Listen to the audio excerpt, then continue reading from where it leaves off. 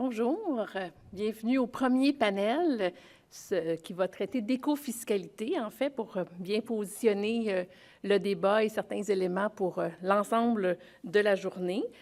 Je vais faire une courte introduction, en fait, sur les principes d'éco-fiscalité, sur la situation de l'éco-fiscalité au Québec, et par la suite, je vais vous présenter les panélistes là, qui vont chacun prendre la parole pendant quelques minutes, puis ça sera suivi par une discussion.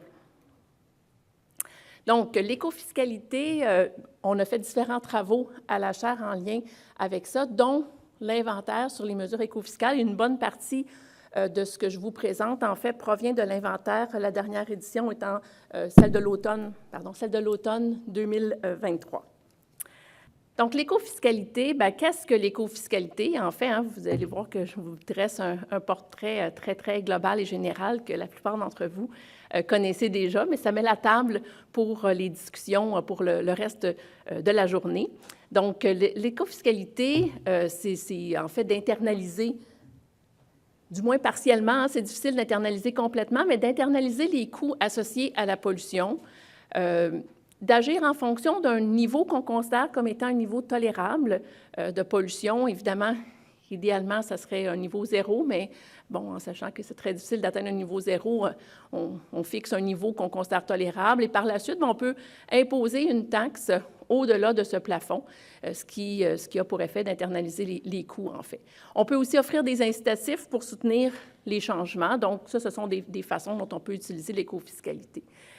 On a deux objectifs principaux avec les mesures éco-fiscales et tout ça dans un horizon, dans un objectif de politique fiscale qui est l'objectif habituel, qui est d'avoir des mesures équitables et de favoriser la redistribution de la richesse. Bien, on garde ça comme trame de fond, mais les mesures éco-fiscales, elles, bien, à ça s'ajoute un des deux ou les deux objectifs, on verra, on en discutera, mais changer les comportements nuisibles, puis recueillir des recettes. Ces deux objectifs-là ne sont pas nécessairement toujours compatibles, donc on peut changer des comportements puis avoir moins de recettes, on le verra, on en discutera, mais ce sont deux objectifs des mesures éco-fiscales, d'une politique fiscale en matière d'éco-fiscalité.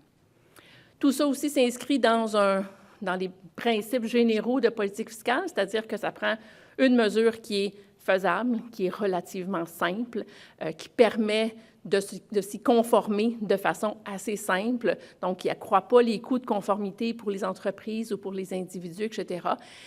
Puis à ça est relié aussi le contrôle de cette conformité-là.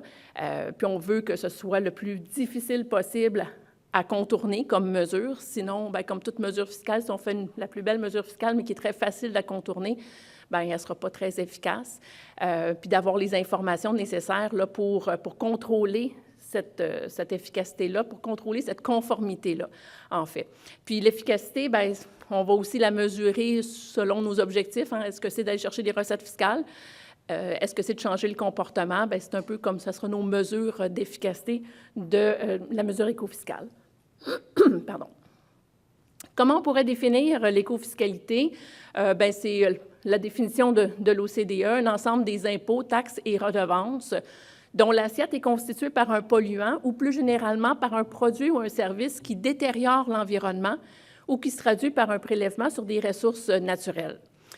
Ça peut donc inclure des incitatifs fiscaux, des allègements fiscaux, par exemple des exemptions d'impôts, des exemptions de taxes, des crédits d'impôts, des déductions, etc. Ça peut inclure ce genre d'éléments-là qu'on va retrouver dans les dépenses fiscales, en fait. Ça peut inclure des prélèvements qui sont faits par des organismes autres qu'un gouvernement, dont les écofrais. On parlera aussi de ça plus tard dans le panel. Ça exclut, par contre, tout ce qui est subventions et réglementation. Donc, ça inclut beaucoup de choses, mais ça exclut les subventions et la réglementation lorsqu'on parle d'éco-fiscalité, puis lorsqu'on mesure et compare les pays en matière d'éco-fiscalité. Les principaux constats de l'éco-fiscalité au Québec, bien, c'est tiré de l'inventaire des mesures éco-fiscales. On tient compte dans l'inventaire des mesures éco-fiscales au Québec de la portion de ce qui est fédéral, mais qui est applicable au Québec. Donc, ça comprend aussi ces mesures-là. Et si on regarde les recettes, pardonnez-moi, j'ai un petit chat dans la gorge ce matin. Si on compare les recettes qui proviennent de ces taxes liées à l'environnement-là, du Québec versus l'OCDE, bien, on peut voir, puis je pense que, en tout cas, vous allez, j'essaie de voir si je peux vous le pointer, là, mais c'est à peu près dans le tiers, entre le quart et le tiers inférieur, il y a une petite barre bleue qui est en fait le Québec, selon les mesures de l'inventaire. Donc, au Québec, c'est 1,6 % du PIB. Les mesures écofiscales représentent 1,6 % du PIB, si on le compare avec la moyenne de l'OCDE, qui est 2 %. Donc, ça nous situe un peu dans l'utilisation des mesures écofiscales. Puis, je vous disais, on tient compte de la portion fédérale qui est applicable au Québec. Bon, il y a une petite différence entre l'inventaire. Si on prenait vraiment uniquement la méthodologie stricte de l'OCDE, on serait même un petit peu plus bas. On serait à 1,1.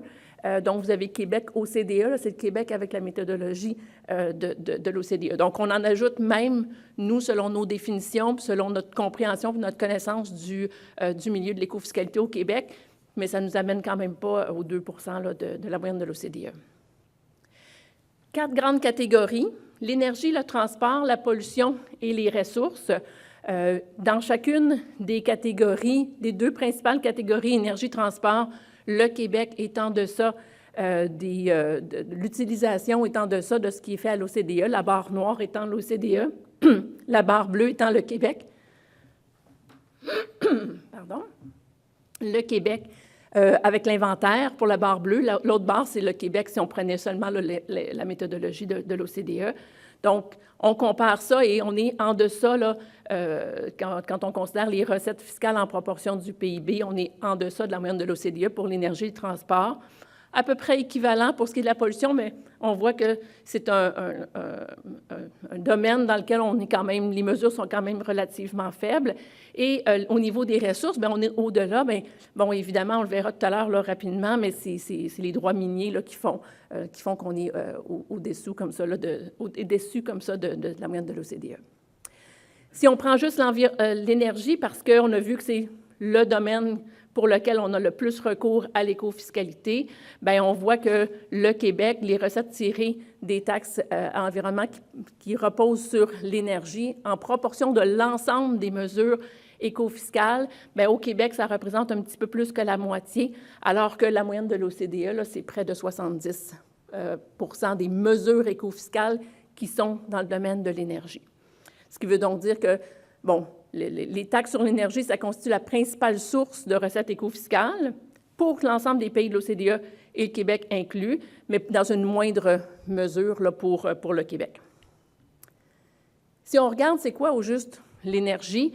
Je ne listerai pas l'ensemble de ces mesures-là, mais ça, c'est tiré de l'inventaire des mesures écofiscales, si vous voulez y référer. Mais ce qu'on voit, c'est que les principales sources là, de revenus qui sont générés dans le cadre du domaine de l'énergie, en fait, c'est le régime de plafonnement des droits d'émission. 14,35 % de l'ensemble des mesures écofiscales, c'est ce que représente le SPED. Taxe sur le carburant, 26,64 %, ce qui veut dire que plus du quart de l'ensemble des recettes fiscales tirées de l'environnement, bien, ça provient des taxes sur le carburant, et 12 % pour les taxes sur l'essence et le diesel, taxes d'assises au fédéral. Fait que ça vous donne un portrait. On va revenir sur ces éléments-là, mais ça vous démontre l'importance que prend ces éléments-là dans l'ensemble des mesures écofiscales. Quelques nouveautés pour les crédits d'impôt à l'investissement en énergie, parce que je ne voulais pas vous parler de l'ensemble des mesures, mais simplement vous pointer que ça, ce sont des éléments au fédéral qui ont été annoncés, qui sont quand même majeurs et qui vont avoir un impact majeur.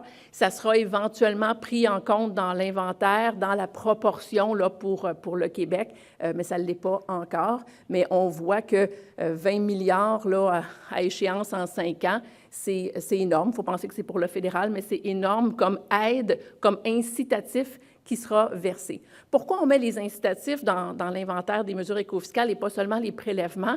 En fait, on met les incitatifs parce qu'il y a un coût et il faut aller chercher des recettes fiscales pour compenser pour ces incitatifs-là. Donc, on les inclut dans les mesures. On ne fait pas de double comptage. Si on a un programme qui est financé par un prélèvement, donc par exemple les taxes sur l'essence ou le SPED qui nourrissent un fonds, le fonds va par exemple servir pour le programme Rouler vert, bien, on ne fait pas de double comptage. On calcule les recettes qui entrent, mais on ne calculera pas le programme comme tel. Les déductions ou les crédits d'impôt comme ça, bien, il faut se dire qu'il y aura nécessairement une entrée de fonds correspondante quelque part, qui viendra peut-être de l'impôt sur le revenu, des taxes de vente, etc., parce qu'il va falloir compenser pour cette dépense fiscale-là. C'est pour ça qu'on les inclut dans les mesures écofiscales. En transport, une panoplie de mesures, mais vous voyez qu'au total, les mesures en transport représentent 20 de l'ensemble des mesures écofiscales et la principale, celle qui représente 15 c'est les permis de conduire et les droits d'immatriculation. Donc, ça représente quand même, dans l'ensemble des mesures écofiscales, là, une part assez importante.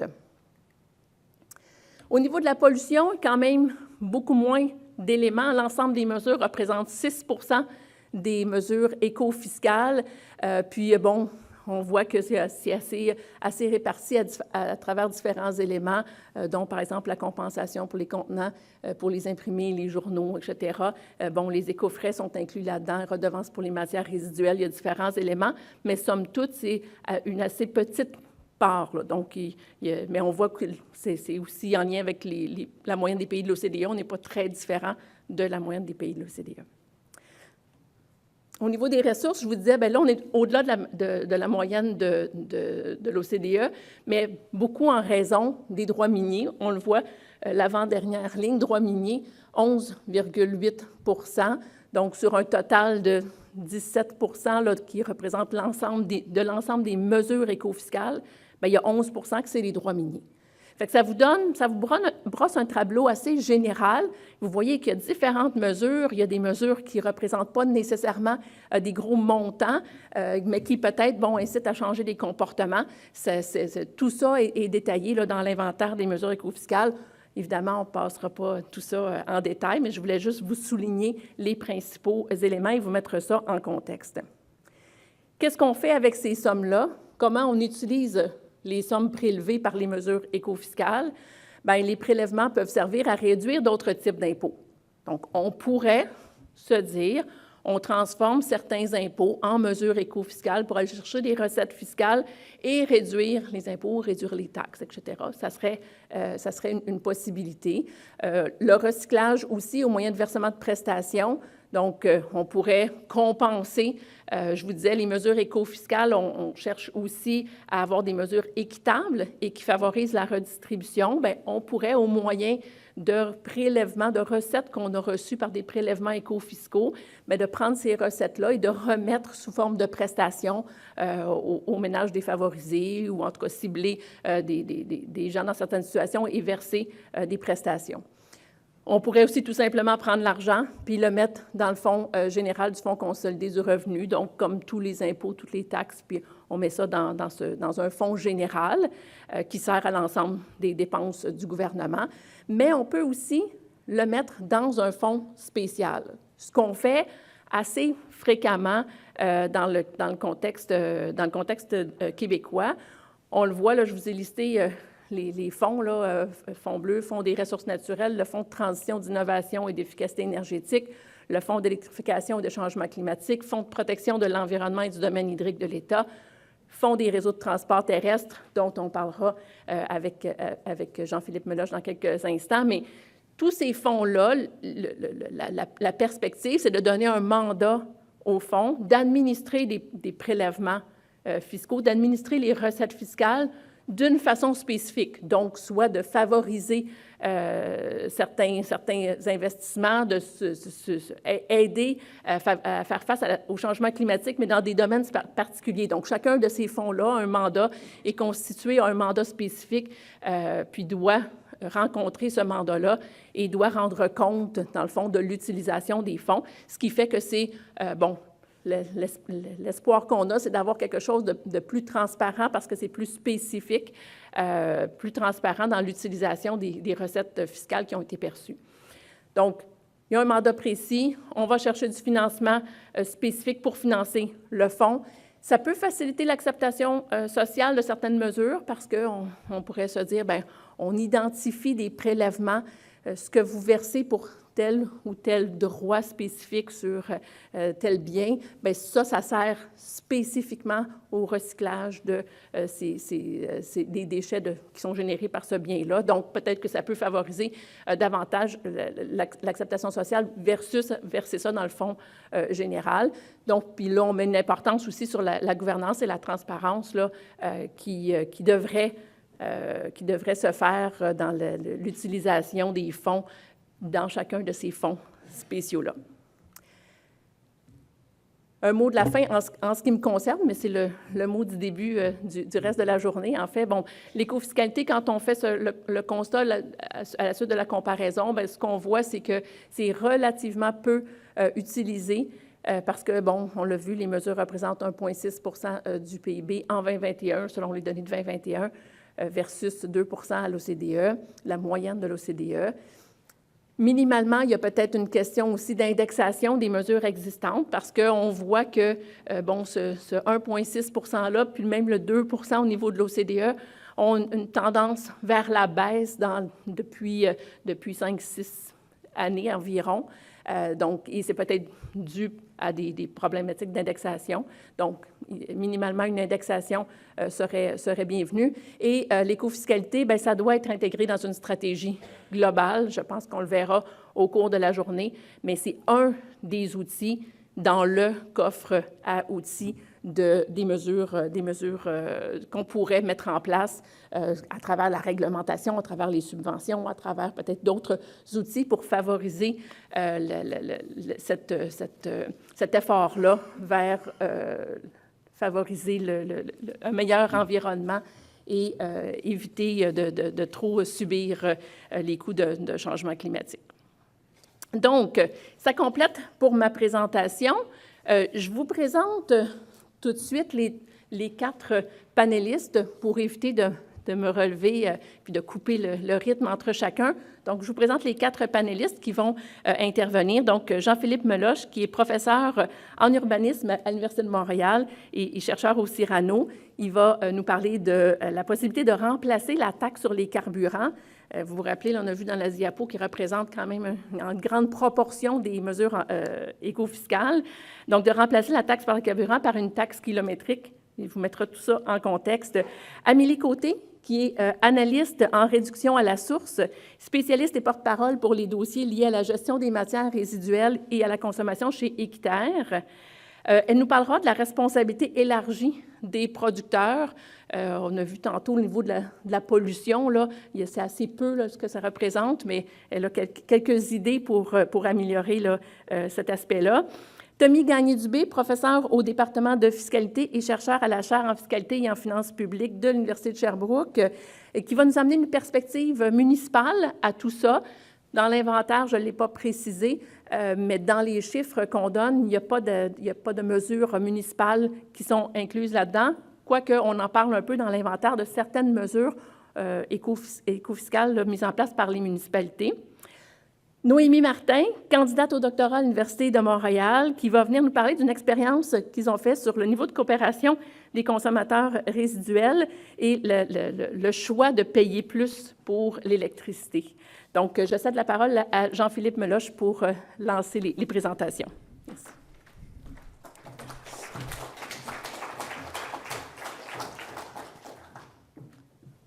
Donc, merci Lynn pour mettre en perspective un peu la place du Québec dans l'écofiscalité.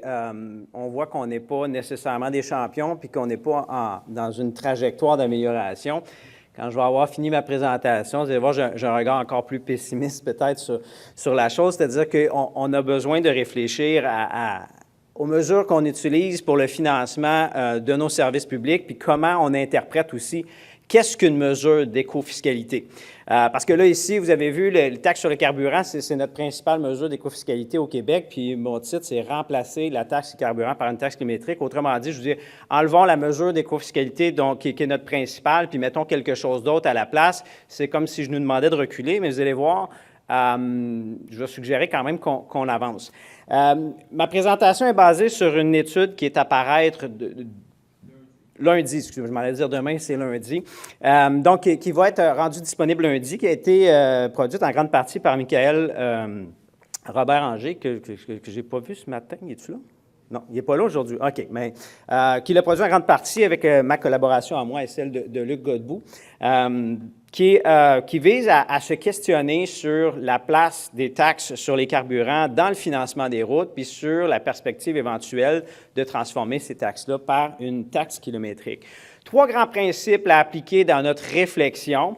Le premier principe, qui est celui de l'utilisateur-payeur, met en perspective le fait que quand on rend un service public, si on est capable d'envoyer la charge à l'utilisateur, mieux vaut le faire. Donc, il faudrait, autant que possible, dans le financement des routes, puisque c'est la question qui nous intéresse ici, que les usagers des routes en soient les principaux ou même essentiellement les personnes qui vont financer l'infrastructure et l'entretien de l'infrastructure par le principe d'utilisateur-payeur.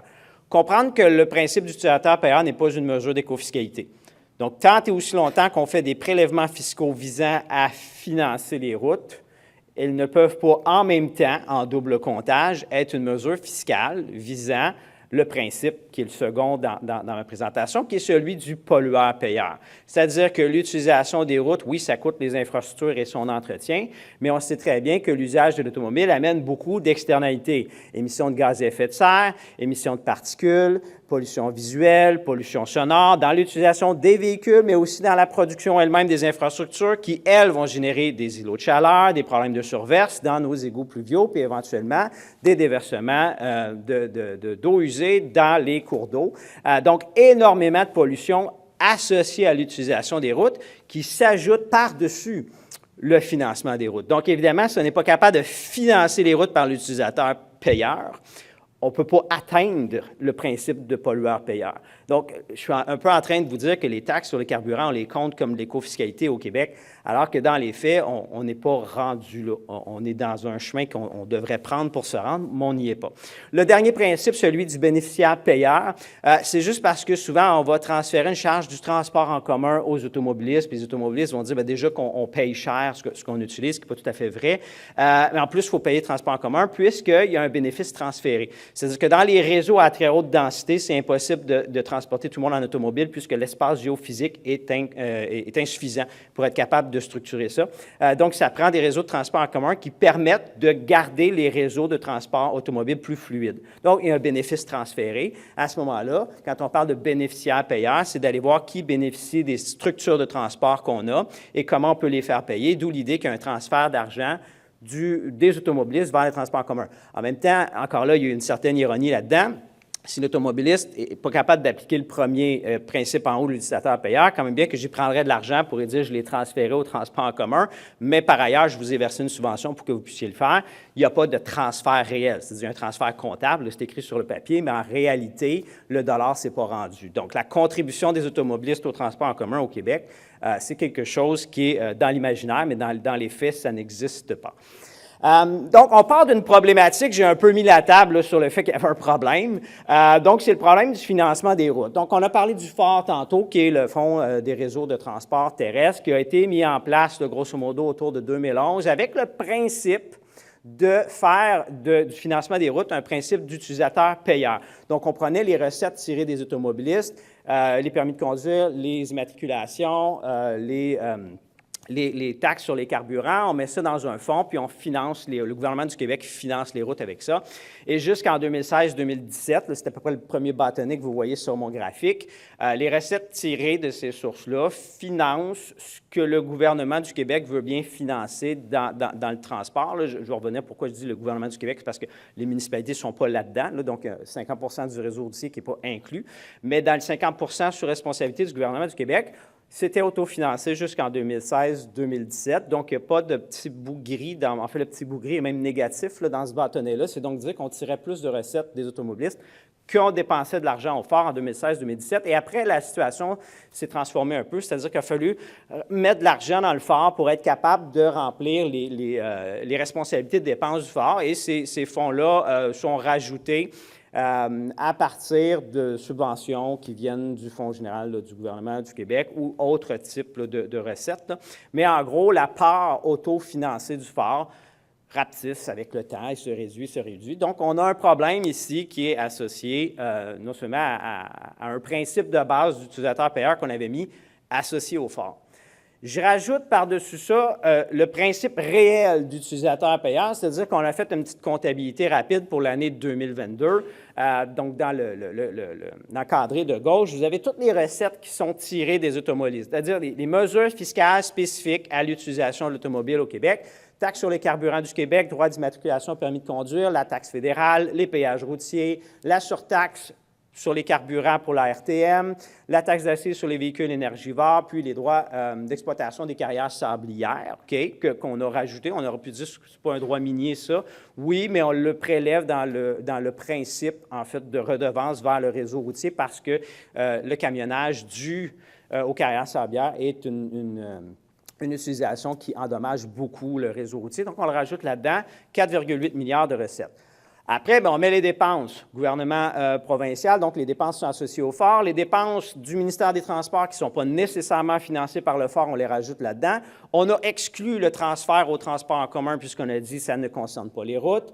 On a pris toutes les dépenses municipales nettes. Pourquoi nettes? Parce que les municipalités se financent via des transferts du ministère des Transports, donc on ne les a pas double comptés, on les a retirés. On a pris les dépenses fédérales sur les ponts. On arrive à 6,7 milliards. Il manque 1,8 milliard pour appliquer le premier principe, qui est celui de l'utilisateur payeur. Subvention implicite à l'usage des routes de 1,8 milliard de dollars au Québec en 2022. Il y a un petit encadré qui est à droite, qui est celui du principe de pollueur-payeur, c'est-à-dire que du moment où on peut remplir le 1,8 milliard, après ça, on peut ajouter des mesures d'écofiscalité associées à l'usage des routes qui permettraient de payer pour les externalités. On ne les a pas toutes calculées, on est allé très rapidement, mais il y a quand même des recettes qu'on a associées, des recettes environnementales, c'est-à-dire que tirées du SPED, on a mis le 1 milliard de contributions là, qui serait vraiment ce que nous, on identifie comme la mesure d'écofiscalité réelle, puisqu'elle est proportionnelle à un polluant. Et on déduit les taxes, on déduit les effets ou les externalités calculées pour les gaz à effet de serre. Là, on s'est fié aux mesures de taxes qu'on avait pour calculer combien ça vaut. Puis, la congestion, là, il y a plusieurs études, c'est fondé sur des hypothèses, on pourrait en débattre. On arrive à 3,7 milliards pour les coûts de congestion. En gros, on a 4 milliards qu'on pourrait essayer d'aller chercher en mesure d'éco-fiscalité pour essayer de combler ça. Donc, à la fin, j'ai créé une subvention implicite à l'utilisation des routes de 5,9 milliards en 2022. C'est-à-dire que si on voulait appliquer les principes de pollueur-payeur et d'utilisateur-payeur, il y a un manque à gagner de 5,9 milliards là, pour être capable d'appliquer ces principes-là. L'autre enjeu qui est important, c'est que la taxe sur les carburants, en fait, elle est en extinction. En extinction, pourquoi? Pas seulement parce qu'on n'a pas ajusté les taux depuis 2013 au provincial et depuis 1995 au fédéral, mais aussi parce que l'amélioration de l'efficience des véhicules puis éventuellement le transfert vers des véhicules électriques fait en sorte que les carburants ne sont plus utilisés pour l'utilisation des routes. C'est-à-dire la corrélation entre l'utilisation des carburants et l'utilisation des routes est en train de s'effacer tranquillement. À partir de 2035, on suppose que là, tous les véhicules privés vont être électriques, mais quand même, avant que tous les véhicules à carburant disparaissent, on a une perspective ici jusqu'en 2040 où il y a des recettes sur la taxe sur les carburants, mais on voit très bien les bâtonnets en bleu foncé sur mon graphique se réduisent. Les bâtonnets en bleu pâle, c'est les immatriculations viennent compenser tranquillement, mais il y a un manque à gagner. Donc, on a un problème à long terme de financement des routes par le principe d'utilisateur-payeur et éventuellement par le principe du pollueur-payeur, puisque l'outil qu'on a pour être capable d'aller chercher ça. Puis là, ceux qui se disent, oui, mais de toute façon, les voitures électriques, il n'y aura plus de pollution. Les émissions de gaz à effet de serre, c'est un élément de pollution des véhicules. Toutes les émissions de particules sont tout aussi importantes avec les véhicules électriques puisqu'ils viennent des granules de pneus puis de freins qui s'en vont dans l'air puis qu'on respire puis qui génèrent des problèmes de santé publique. Tous les effets visuels, les effets des infrastructures sur verse et eau de chaleur, on n'a rien enlevé de ça. On a réglé un seul des enjeux écologiques associés à l'utilisation des automobiles. Donc, éventuellement, si on n'a plus l'outil de la taxe sur les carburants, on est encore face à une utilisation polluante puis à des infrastructures coûteuses. Quelles sont nos solutions? Bien là, les solutions, ça dépend vraiment des outils qu'on veut mettre en place ou des objectifs qu'on veut atteindre. C'est un petit graphique qu'on a dans notre étude qui montre que, bon, tout dépendant de si vous voulez atteindre un ou plusieurs objectifs, si votre seul objectif, c'est de capter les gaz à effet de serre, bien, la taxe sur les carburants reste le meilleur outil, puis vous pouvez utiliser que ça. Par contre, du moment où vous voulez capter la congestion, la pollution sonore, vous voulez capter l'utilisation des routes de manière plus efficiente, bien, tout tend à poindre vers une mesure qui s'appelle la taxe kilométrique ou la tarification kilométrique. En gros, on mesure l'utilisation réelle des routes, puis on envoie une tarification proportionnelle à cette utilisation-là. C'est bien beau tout ça, mais est-ce que c'est de la fantaisie ou est-ce que ça existe pour de vrai? En Nouvelle-Zélande, donc la petite image en haut à gauche, là, qui vient de New Zealand Transport Agency, c'est une petite vignette que les gens achètent en Nouvelle-Zélande si leur voiture est au diesel. Ils doivent payer pour le nombre de kilomètres qu'ils veulent utiliser. Quand vous atteignez le maximum de kilomètres qui est écrit sur votre vignette, vous tombez en infraction si vous n'avez pas une nouvelle vignette. Donc, taxe kilométrique, ça existe, mise en application en Nouvelle-Zélande. Ce que vous avez complètement à gauche, qui est le Toll Collect, c'est une compagnie qui avait été mise en place en Allemagne, qui a été rachetée par le gouvernement allemand, qui servait à tracer les trajets de tous les véhicules lourds sur les routes fédérales allemandes.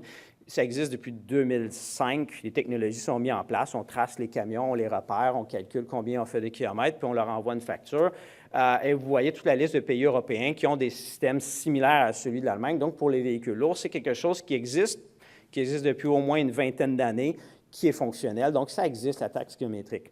Ce qui n'existe pas, c'est une mesure de taxe kilométrique qui trace les véhicules et qui envoie des factures aux véhicules selon l'utilisation réelle, tout dépendant des lieux et des moments de la journée, avec des technologies GPS qui peuvent faire du repérage sur les véhicules. Ça, pour les véhicules privés, ça n'existe nulle part dans le monde. Sauf qu'en Oregon, le projet Orego, qui est le petit macaron en bas à gauche, en Oregon, c'est fait, mais sur une base volontaire. Il y a des projets pilotes qui existent depuis longtemps, mais depuis les 10 dernières années, il y a des gens qui paient une tarification kilométrique qui est prélevée par des données GPS sur leur véhicule. Le seul problème, c'est qu'ils sont très peu nombreux, mais ils le font, ils sont remboursés pour la taxe sur les carburants en échange. SmartMove, qui est une initiative qui a été mise en place à Bruxelles, est basée sur des technologies fondées sur une application de téléphone cellulaire. Très peu cher, ils ont mis ça en place très, très rapidement. C'est fonctionnel, mais c'est contesté légalement.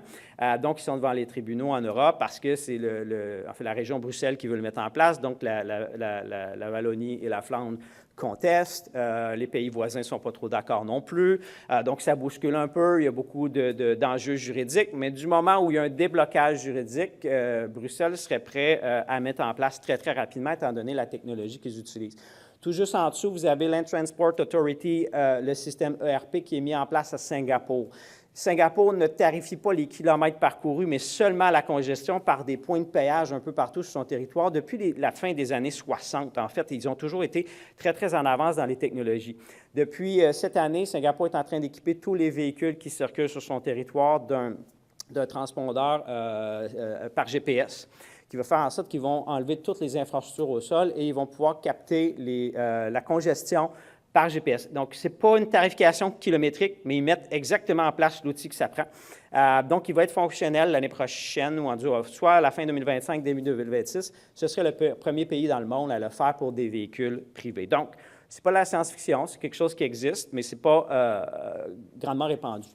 Le principal, en fait, il y a deux principaux blocages à la mise en place d'une tarification kilométrique. Le premier, c'est les coûts d'implantation, c'est-à-dire qu'il faut soit équiper tous les véhicules surtout si on veut le faire de manière dynamique, c'est-à-dire de capter la congestion en même temps qu'on capte ça, c'est-à-dire de ne pas tarifer toutes les routes au même prix puis être capable d'avoir de la flexibilité. À ce moment-là, on a besoin d'avoir des appareils de bord qui vont avoir une communication GPS puis qui envoient des informations codées. Ça coûte cher. Nous, on a fait un petit calcul par rapport à une étude américaine qui disait entre 130 et 220 $ par véhicule. Singapour, ce qu'eux mettent dans les véhicules, ça leur coûte 155 $ par véhicule, l'implantation de base. Après ça, bien, il y a tous les coûts de gestion, c'est-à-dire que ça prend les infrastructures aussi pour capter l'information, envoyer la facturation. On a des systèmes de facturation par automobile qui existent déjà au Québec, là, donc on peut faire de la récupération pour ça. Mais au final, la plupart des études montrent entre 5 et, là, ici, 13% des recettes prélevées. Il y a des endroits, c'est tout dépendant des systèmes de péage, là, on peut voir du 15 à 20% des recettes prélevées qui vont servir à financer les coûts administratifs de ces types de systèmes-là, ce qui est quand même beaucoup plus élevé que la taxe sur le carburant ou toute autre forme d'impôt qu'on connaît à l'heure actuelle. Donc, la question, c'est de dire, bien, pourquoi est-ce qu'on n'en reste pas avec nos outils traditionnels si ça coûte cher?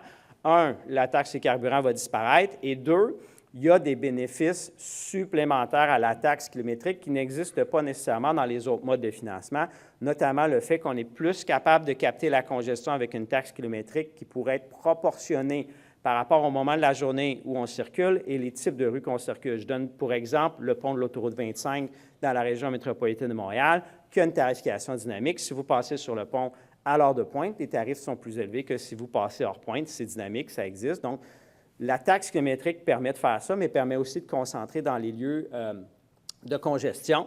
Et à ce moment-là, on va chercher des bénéfices en termes d'amélioration d'efficience du réseau. Je donne pour exemple ici la taxe de congestion de Londres, parce que quand ils l'ont mis en place, la taxe de congestion de Londres, les coûts administratifs étaient prohibitifs. Les premières années, c'était 50% des recettes prélevées qui servaient à financer la mise en place de la taxe elle-même. Donc, on retirait très peu d'argent de ça, puis beaucoup de gens se posaient la question, est-ce que ça marche, ça ne marche pas? Il y a eu des études économiques, des études d'avantage coût qui ont été faites là-dessus, puis ils ont dit, bien, vous savez, les réductions de congestion, de pollution et d'accidents qui sont associées à la mise en place de la mesure surpassent en valeur économique le coût administratif de la mesure, ce qui fait qu'économiquement, on est plus gagnant avec la mesure que sans mesure. Bien, la taxe kilométrique, c'est un peu ça. C'est du moment où on commence à l'utiliser, on améliore l'efficience de l'utilisation des infrastructures, on gère mieux nos infrastructures, éventuellement, ça nous coûte même moins cher l'infrastructure. Donc, oui, on paye plus de frais administratifs pour la mesure, mais on a des gains économiques qui sont associés à ça à moyen et à long terme. Bon, maintenant, quelle serait la marche à suivre si on veut mettre en application une taxe kilométrique? Évidemment, on ne peut pas faire ça demain matin. Notre première recommandation dans le rapport, c'est d'abord et avant tout de regarder ce qu'on utilise puis de l'utiliser peut-être de manière plus efficiente, donc de hausser les taxes sur les carburants. Par principe d'utilisateur-payeur, par principe de pollueur-payeur, prenez celui que vous voulez, mais dans tous les cas, il n'y a absolument rien qui justifie que depuis 30 ans, on n'a pas touché aux taxes d'assises fédérales, puis que depuis une décennie, on n'a pas touché aux taxes provinciales là-dessus. Je vous mets les niveaux là, dans le tableau, puis je vous dis, nous, on l'a calculé pour le transférer en taxes kilométriques, le 12,2 sous par litre de carburant d'essence dans un véhicule de 8 litres aux 100 km, ça donne 1,53 $ pour franchir 100 km. Donc, on le transfère en kilométrique. Ce serait l'équivalent à l'heure actuelle si on transfère en taxes kilométriques les taxes sur les carburants. Par contre, si on veut combler tous les besoins du fort, s'assurer qu'il n'y a pas de subventions supplémentaires qui rentrent dedans, donc vraiment se servir que de cet outil-là pour remplir tous les besoins qu'on a par rapport à ça, c'est 5,30 $ par 100 km qu'il faudrait aller chercher. Donc, en gros, si on mettait en place une taxe kilométrique efficiente demain matin, ce serait minimalement 5,3 sous par kilomètre qu'il faudrait charger, plutôt que 1,5, donc 3 fois plus. Donc, faire le saut de la taxe sur les carburants à la taxe kilométrique sans combler le vide entre les deux, on a un manque à gagner important. Puis là, quand je dis important, c'est x3. Prenez les taxes sur les carburants, 19,2, faites x3, puis on est dans la fourchette de où on devrait être si on voulait avoir une tarification. Là, vous allez dire, c'est complètement abusif. Je dis oui, mais ça, c'est 60 de ce qu'un pays européen moyen peut avoir. Donc, on est très loin de l'Europe, mais c'est 10 fois plus, c'est 10 fois plus que ce que vous allez retrouver chez nos voisins du Sud. Puis là, vous allez dire, ah, c'est extrême puisqu'on est 10 fois plus élevé qu'ailleurs. Donc, peu importe où vous allez regarder, vous allez trouver que c'est bon ou que c'est mauvais. Nous, on dit, allons-y modérément, 1, 2 sous par année. Bien, moi, je vous dis, on pourrait mettre 5 sous par année pendant 10 ans, on ne serait pas hors norme. Mais politiquement, ça ne se ferait pas. Donc, allons-y avec des choses plus modestes. On a dit 1, 2 sous, on débattait de tout ça. Mais on aurait pu débattre beaucoup plus haut puisque les besoins sont là. La deuxième chose, transférer vers une taxe kilométrique. Beaucoup de gens qui vont dire « Oui, mais on ne peut pas mettre ça en place, ce n'est pas une bonne solution, ça ne règle pas notre problème demain matin. » Vous avez tout à fait raison. Je vous mets ici une ligne du temps. Donc, si on commence à prendre la décision en 2025-2026, on fait les études préalables 2026-2027, un ensemble de projets pilotes desquels on pourra faire des consultations publiques et mettre en place une implantation, il s'écoule une décennie. Donc, si on ne veut pas être en train de se promener à d'autres dinosaures en 2034, il faut dès aujourd'hui être capable de voir quelle est la solution qui s'en vient, puis comment on peut commencer à travailler sur cette solution-là, qui n'est évidemment pas la solution à court terme. À court terme, on hausse les taxes sur les carburants.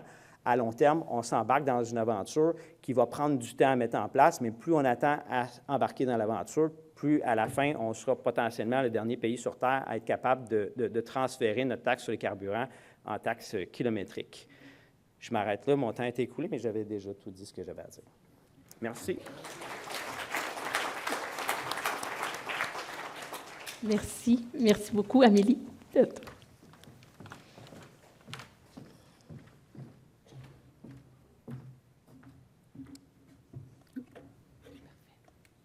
Bonjour à tous et à toutes.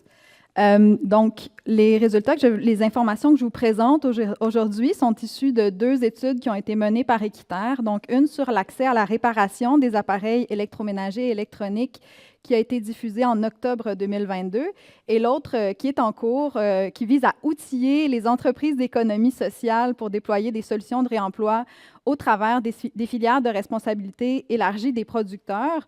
Donc, une petite mise en garde, je travaille aujourd'hui avec l'information disponible, mais l'étude sera diffusée cet automne, donc vous êtes mes cobayes aujourd'hui par rapport à l'information qui est présentée.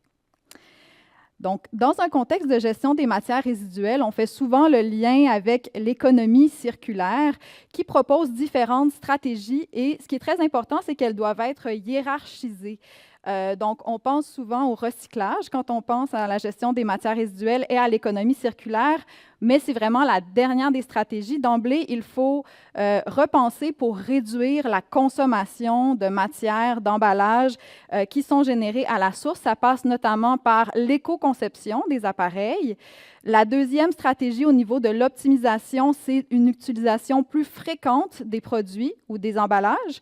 Et la troisième, donc à 2.2, vous voyez la prolongation de la durée de vie des composantes ou des objets. Donc, et c'est là où il y a des éléments sur lesquels, dont je vais vous parler aujourd'hui, donc au niveau de l'entretien, de la réparation, du réemploi aussi, donc prolonger la durée de vie de l'existant et, dans un dernier temps, aller vers le recyclage.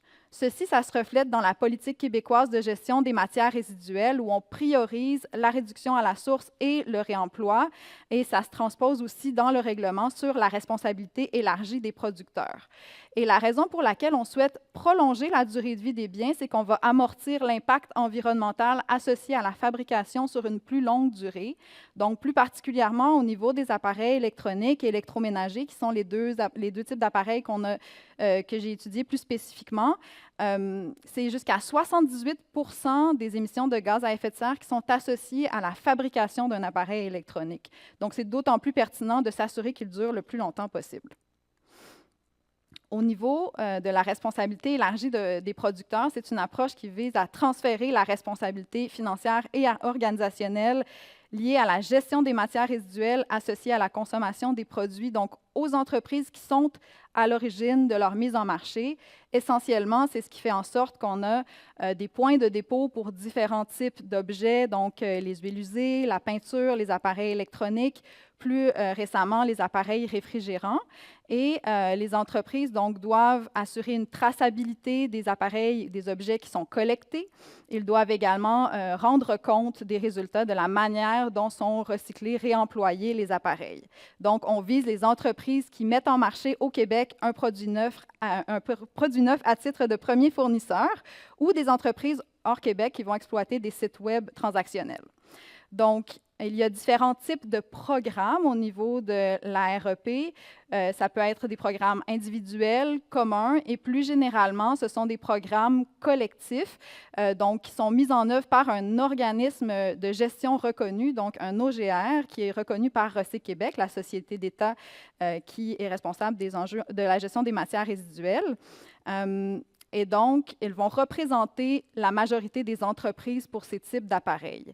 Il y a également d'autres systèmes de REP. On a parlé dans la présentation, la première présentation, de la consigne, des contenants de boissons, de la collecte sélective. Par contre, ce sont des approches qui sont sectorielles. Donc, ce sont des règlements qui sont différents et il y a un seul organisme de gestion désigné pour l'ensemble du secteur, donc pour l'ensemble des contenants de boissons ou pour l'ensemble des matières recyclables de la collecte sélective.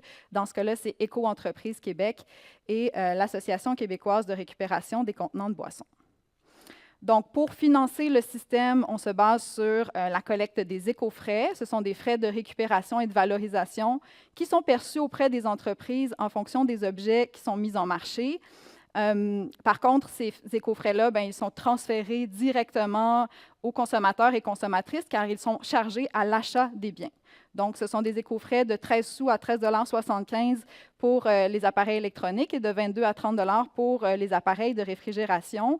Et ça représentait en 2023 72 millions d'éco-frais pour l'ensemble des filières de REP, donc incluant là, les produits agricoles, les piles, etc. Donc, le postulat, en fait, on souhaite avec l'écofiscalité changer les comportements. Et le postulat, c'est que d'abord, on a un faible montant qui est par rapport au prix d'acquisition du bien et il n'y a pas de modulation en fonction de l'éco-conception. Donc, on va payer le même 13 sous pour un appareil, qu'il soit effectivement très durable ou qu'il ait une durée de vie très courte. Donc, ça n'incite pas au changement de comportement. Et même si dans la réglementation, il y avait une mesure en fait, qui oblige une éco-modulation pour favoriser finalement des comportements d'éco-conception de la part des fabricants, elle n'a pas été mise en place à ce jour. En fait, les entreprises jugent que c'est complexe à mettre en place. Donc, même si c'est obligatoire depuis 2016, ça n'est pas fait. Toutefois, on a des exemples dans d'autres systèmes de REP où ça a été fait. Donc, par exemple, au niveau de la collecte sélective, il y a une tarification différenciée selon les types d'emballage. Il y a également, et leur recyclabilité, l'intégration de contenus recyclés post-consommation. Et il y a également un bonus incitatif à l'éco-conception. Donc, on sait que c'est possible de le faire et malheureusement, ce n'est pas le cas pour l'instant. Donc, et comme les éco-frais sont transférés aux consommateurs et consommatrices directement, il n'y a pas non plus d'incitatif pour les entreprises à changer de comportement.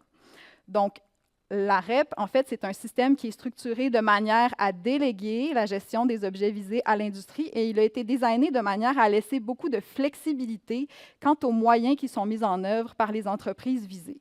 Donc, un des éléments clés là-dedans, c'est que c'est l'organisme de gestion reconnu qui va décider comment sont dépensées les sommes collectées. Donc, en ce moment, avec l'information disponible, ce que j'ai pu constater, c'est qu'il y a une absence de compensation de l'ensemble des activités de réemploi. Donc, si on regarde dans les rapports annuels, dans la documentation qui est disponible, les dépenses sont plutôt associées à la collecte, au transport, à l'entreposage et au recyclage, à la sensibilisation. Par contre, il n'y a pas de campagne de sensibilisation spécifique au réemploi ou à la réparation, par exemple, et à l'administration. Donc, déjà là, il y a une problématique parce qu'il y a une iniquité entre les différents systèmes de gestion et on ne va pas prioriser ceux qui sont plus bénéfiques au niveau environnemental. L'autre élément, c'est que dans la réglementation, on fixe des cibles de récupération et non des cibles de recyclage ou de réemploi. Donc, par exemple, au niveau des appareils électroniques, il y a une proportion des plastiques, quand ils sont démontés, qui servent à la valorisation énergétique ou qui sont envoyés à l'élimination. Et ça va rentrer dans la cible de récupération. Donc, il n'y a pas de pénalité associée à ça. Donc, le fonctionnement actuel du système, en fait, il est un incitatif à réduire les coûts du système et non à en optimiser le fonctionnement parce qu'on a délégué aux entreprises la gestion du système. Et en fait, je vais réussir à... Pardon, mais on voit ici, en fait, que les cibles de récupération ne sont pas toutes atteintes. Ça, c'est les plus récentes données disponibles de manière désagrégée là, au niveau des appareils électroniques. Donc, les cibles existe depuis 2015. Évidemment, quand on parle d'appareils électroniques, d'appareils ménagers, de réfrigération, il y a un marché informel aussi qui n'est pas capté par les organismes de gestion reconnus. Mais en général, ce qu'on constate, c'est un manque d'engagement au niveau du réemploi, même si ça devrait être priorisé. Donc, tous les articles scientifiques, toutes les références, les analyses consultées, les personnes rencontrées confirment que la REP priorise le recyclage par rapport au réemploi. Et il y a eu une baisse du taux de réemploi observé aussi. Donc, en 2021-2018, on était autour de 10 à 11 %. Et maintenant, on est à 7 %. Donc, pour les appareils réfrigérants, c'est un système qui est nouveau. On n'a pas encore de données longitudinales, mais ce sera à suivre aussi pour voir si la tendance est la même. Et l'élément qui est un incitatif à atteindre les cibles qui sont fixées dans la réglementation, ce sont les pénalités qui sont prévues. Or, dans l'analyse d'impact réglementaire qui a été diffusée en 2021 par le ministère de l'Environnement, ce qu'on a appris, c'est que l'ensemble des pénalités qui étaient accumulées entre 2014 et 2019 ont été tout simplement annulées. Donc, s'il n'y a pas de contraintes derrière à l'atteinte des cibles, on a vraiment un dysfonctionnement au niveau du système. Et dans un mémoire qui a été déposé par Recyc Québec pour commenter la réglementation, une des recommandations qui était faite, c'est de prévoir une application plus rigoureuse et systématique des sanctions administratives pécuniaires et d'envisager d'autres options aussi, comme le retrait d'autorisation environnementale pour vraiment encourager à ce que les pratiques évoluent. Donc, maintenant, les pénalités initialement qui devaient être chargées ont été transformées en des plans de redressement. Donc, les entreprises doivent justifier la manière dont elles vont réinvestir dans leur système pour atteindre les cibles. Donc, il n'y a plus de sanctions associées à la non-atteinte des cibles dans la réglementation. Maintenant, quelles sont les mesures d'éco-fiscalité pour soutenir la réduction à la source et le réemploi? Après, c'est une question qui se discute parce qu'effectivement, est-ce que ce sont des mesures d'éco-fiscalité si ça passe par la réglementation? Mais essentiellement, comme la REP est encadrée par un règlement, d'apporter des modifications au règlement, c'est vraiment le levier qui a été identifié dans ce cas-ci. Donc, d'une part, la loi sur la qualité de l'environnement prévoit que le gouvernement peut obliger les fabricants par règlement à élaborer, mettre en œuvre et soutenir financièrement, selon des conditions et des modalités qui sont fixées, des programmes ou des mesures de réduction. Donc, d'une part, pour pallier à cet enjeu d'inéquité entre la compensation des activités de recyclage, de transport, de sensibilisation et l'absence de compensation pour les activités de réemploi, le fait d'intégrer dans la réglementation une obligation au niveau de la compensation des activités de réemploi serait un bon premier pas. Ensuite, les deux autres mesures s'inspirent de ce qui est mis en place en France dans la loi anti-gaspillage pour une économie circulaire, mais elles ont des mécanismes qui sont différents. En fait, 5 % des éco-frais qui sont collectés doivent obligatoirement servir à financer un fonds de réemploi et un fonds de réparation. Au niveau du fonds de réemploi, en fait, c'est un fonds qui est spécifiquement dédié aux entreprises d'économie sociale et solidaire qui ont des activités de réemploi, donc avec un aspect aussi social dans la composante. Et puis, au niveau des critères d'attribution de ce fonds, on a notamment le recours à l'emploi de personnes qui bénéficient du dispositif d'insertion de l'activité économique, donc l'insertion sociale, mais également le principe de proximité. Donc, au niveau du principe de proximité, on souhaite s'assurer qu'il y ait une gestion locale des objets, des appareils, des contenants qui sont collectés pour répondre à des enjeux environnementaux et contribuer au développement de filières professionnelles locales et pérennes. Au niveau du bonus de réparation, en fait, c'est une mesure qui va venir inciter le changement de comportement des citoyens et citoyennes. En fait, dans l'étude qui a été diffusée là, en 2022, ce qu'on a appris, c'est que le deuxième frein à la réparation, c'est le coût. Donc, comparativement au prix d'un objet neuf, si le coût de la réparation est trop élevé, on va avoir tendance à remplacer notre appareil. Donc, comment est-ce qu'on peut venir réduire le coût de la réparation pour encourager finalement le changement de comportement? C'est ce qui est proposé avec le bonus de réparation. Donc, on a un réseau de professionnels de la réparation qui sont certifiés et qui vont attribuer un rabais au moment de l'opération de réparation pour, en fait, des réparations qui sont hors garantie. Donc, pour venir financer, finalement, le changement de comportement. Donc, en conclusion, je n'ai pas parlé de gouvernance non plus dans les systèmes de REP, qui serait quand même un enjeu important, mais essentiellement, pour assurer le bon fonctionnement de ces systèmes, il faut transposer les priorités gouvernementales dans des textes législatifs avec des incitatifs financiers et des cibles qui sont spécifiques. Et ce sont des éléments qui existent dans d'autres systèmes de REP. Par exemple, pour la consigne des contenants de boissons, on a prévu un système qui est beaucoup plus flexible pour les contenants à remplissage multiple par rapport aux contenants à remplissage unique. Donc, par exemple, pour les contenants à usage unique, ils doivent être rapportés obligatoirement dans des points de dépôt qui sont certifiés, qui sont reconnus par le gouvernement. Et pour les contenants réutilisables, il y a possibilité pour les fabricants d'avoir des ententes de gré à gré avec certains détaillants, certaines entreprises, pour qu'on puisse ramener leurs contenants en vue de leur réemploi. Également, il y a cette question où il y a un montant fixe de la consigne pour différents types de contenants. Et pour les contenants réutilisables, il y a possibilité d'avoir un montant qui est différent, donc généralement plus élevé, pour encourager un taux de retour plus élevé. Donc, le deuxième élément pour assurer le bon fonctionnement des REP, c'est de s'assurer que les mesures d'encadrement et de contrôle soient suffisantes et qu'on ait les moyens pour les appliquer aussi, parce que théoriquement, les pénalités existaient, mais elles n'ont jamais été appliquées. Et plus largement, on doit s'assurer qu'une responsabilité complète tout au long du cycle de vie des appareils. Donc, plutôt que d'axer les interventions sur la gestion en fin de vie des appareils, il faut qu'il y ait un incitatif aussi jusqu'à l'éco-conception pour favoriser la mise en marché de biens qui sont plus durables, qui sont plus réparables ou de contenants qui sont réutilisables. Donc, voilà, ça fait le tour de ma présentation. Merci. Merci, Amélie. Merci beaucoup. On va passer à Tommy.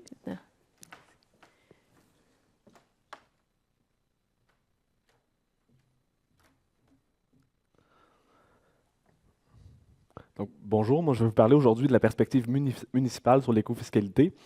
Ma présentation va se décliner en 5 parties. D'abord, un préambule pour situer les résultats que je vous présente aujourd'hui.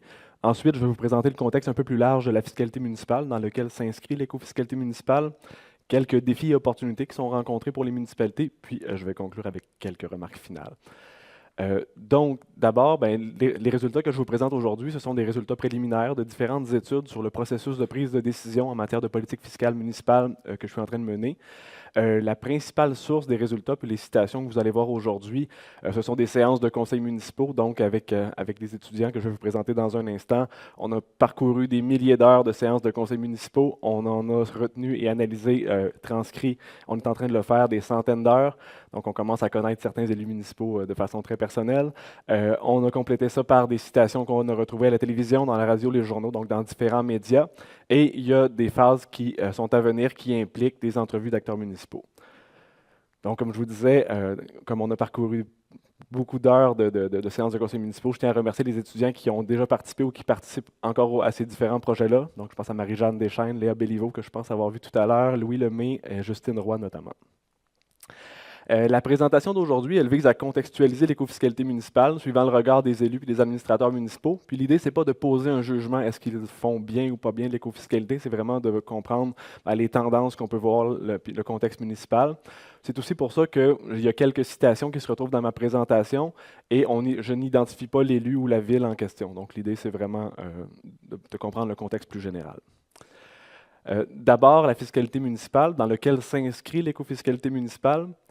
Il faut savoir qu'une des conditions préalables au développement de l'écofiscalité municipale au Québec, ce sont 2 réformes récentes qui ont augmenté l'autonomie des municipalités, l'autonomie fiscale des municipalités. En 2018, on a introduit 2 nouveaux pouvoirs principalement, donc le pouvoir général de taxation et le pouvoir de redevance réglementaire. Tout récemment, en décembre 2023, on a ajouté d'autres pouvoirs, notamment la taxation par secteur, la taxe sur les logements sous-utilisés, la taxe sur l'immatriculation et quelques autres, mais ça fait partie des 3 principaux. Cette autonomisation des municipalités, des villes, c'est une tendance qu'on remarque depuis des années, des décennies ailleurs dans le monde, ailleurs dans l'Occident. On constate aussi une tendance à la professionnalisation du rôle d'élus municipaux, surtout dans les moyennes et grandes villes. Le gain d'autonomie fiscale des municipalités s'est traduit par une multiplication des décisions de politique fiscale municipale. Dans les séances de conseils municipaux, on voit qu'il y a plus de temps qui est consacré à ces décisions-là. Il y a une plus grande variété de sujets. On ne parle plus uniquement de taxes foncières, mais on a d'autres angles sous lesquels on va aborder la fiscalité. Et puis, on a aussi une multiplication des intervenants. Donc, avant, c'était souvent la direction des finances qui présentait, mais maintenant, c'est pas rare d'avoir, par exemple, dans le cadre d'une mesure écofiscale, des gens du service de l'environnement, des communications qui vont aussi participer à ces discussions-là. L'autonomie entraîne aussi, et l'autonomie récente entraîne certains défis liés à la nouveauté. Donc, il y a une complexité des pouvoirs fiscaux. Il y a aussi une certaine forme de rapidité de précipitation parce que les villes veulent rapidement diversifier leurs revenus, ce qui peut parfois entraîner des problèmes de compréhension. Donc, là, un exemple récent, puis le but, c'est vraiment pas de critiquer cette ville-là, mais il y a une ville qui a adopté une nouvelle mesure fiscale. Et quand on analyse les discussions qui ont eu lieu par rapport à cette mesure fiscale-là, la grande majorité, puis je dirais même la presque totalité des élus, ont, à un moment ou à un autre dans les discussions, soit exprimé explicitement qu'il y a des paramètres importants qu'ils ne comprenaient pas, ou encore, par des propos, ont démontré qu'ils ne comprenaient pas des paramètres importants. Mais on a voulu aller rapidement dans cette décision-là. Donc, il y a une rapidité de la mise en place. Un autre exemple, ici, vous avez une citation. Donc, il y a un élu qui demandait une précision et la réponse qu'il a eue, c'est qu'il faut savoir que le texte définitif de la loi n'est pas sorti actuellement. Je viens d'aller voir à l'instant s'il n'avait pas été déposé. On a tout ce qu'on a pour prendre la décision, donc on prend une décision maintenant, mais il manque certains paramètres. Ce qui fait dire à cet élu-là et à plusieurs autres élus, donc c'est une citation sous diverses formes qui revient régulièrement. Je trouve que ça va un peu vite. Est-ce qu'on ne pourrait pas prendre un peu plus de temps pour analyser les impacts des décisions, des mesures fiscales qu'on va mettre en place? Le fait que c'est nouveau, que ça va vite, on constate un phénomène d'émulation. Donc, quand une ville constate que quelque chose d'intéressant se produit ailleurs, on va tenter de le reproduire.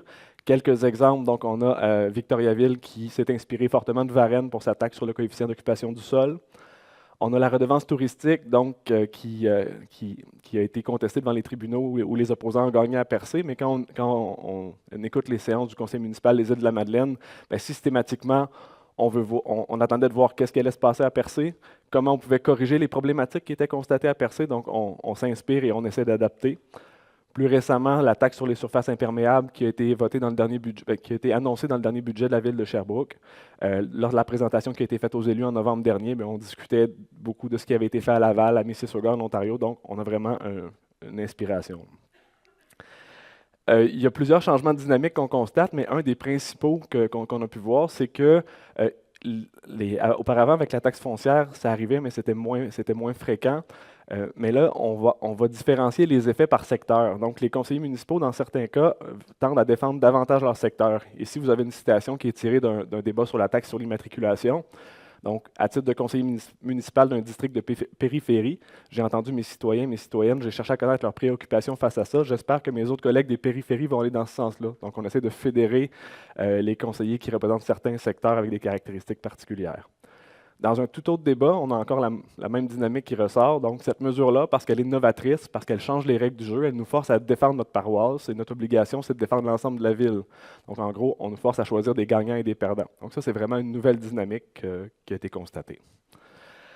Le fait qu'on en parle davantage aussi, la fiscalité municipale, elle est sous observation. Donc, il y a une présence accrue dans les médias. Puis le fait qu'il y ait plus de 1000 municipalités, mais souvent plusieurs municipalités qui vont prendre des décisions sur le même sujet. Donc, vous l'avez peut-être vu dans les dernières semaines sur la taxe sur l'immatriculation.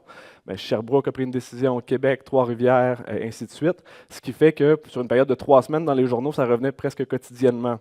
Donc, il y a un effet de saturation. C'est quelque chose qui est constaté à l'intérieur des débats des conseils municipaux. Il y a des échanges avec le gouvernement du Québec qui ont aussi amené ce sujet-là sur la place publique. Dans les jours qui ont suivi l'adoption du projet de loi 39, le premier ministre a dit les Québécois sont déjà surtaxés, donc soyez prudents. Avant d'introduire de nouvelles mesures fiscales, regardez pour réduire vos dépenses. Ce discours-là, il percole dans les discussions aux séances de conseils municipaux. Donc, ils ne sont pas imperméables à ces discussions-là. ça rend le sujet qui est un objet de recherche plus fréquent. Et comme je disais, donc, souvent, dans les débats des conseils municipaux, on va référer à tel journaliste qui a écrit sur le sujet, à tel expert qui s'est prononcé. Donc, on n'est pas imperméable, on sait qu'on est sous observation. L'écofiscalité municipale, maintenant, il faut savoir que dans le cadre du projet de loi 122, je vous ai parlé tantôt d'une première réforme en 2018, là, ça c'est le projet de loi 122, est-ce qu'on savait que l'écofiscalité municipale s'en venait? Oui, vous avez ici une question d'un député de l'opposition qui disait « Qu'est-ce que les villes vont pouvoir faire avec leur nouveau pouvoir? » La réponse du ministre des Affaires municipales de l'époque, ça a été notamment l'écofiscalité. Donc, on savait que l'écofiscalité, c'est quelque chose qui s'en venait. Est-ce que ça s'est rapidement concrétisé? Mais dans la période de 2018 à 2021, on trouve peu de mentions de l'écofiscalité dans les séances publiques des débats de conseils municipaux, mais je mettrais 3 bémols à ça. Et il y a moins de matériel disponible pour analyse, donc c'est vraiment depuis la pandémie que la plupart des moyennes et grandes villes vont diffuser leurs séances de conseils municipaux. La pandémie, pendant cette période-là, aussi fait que les villes avaient d'autres choses à penser à certains moments.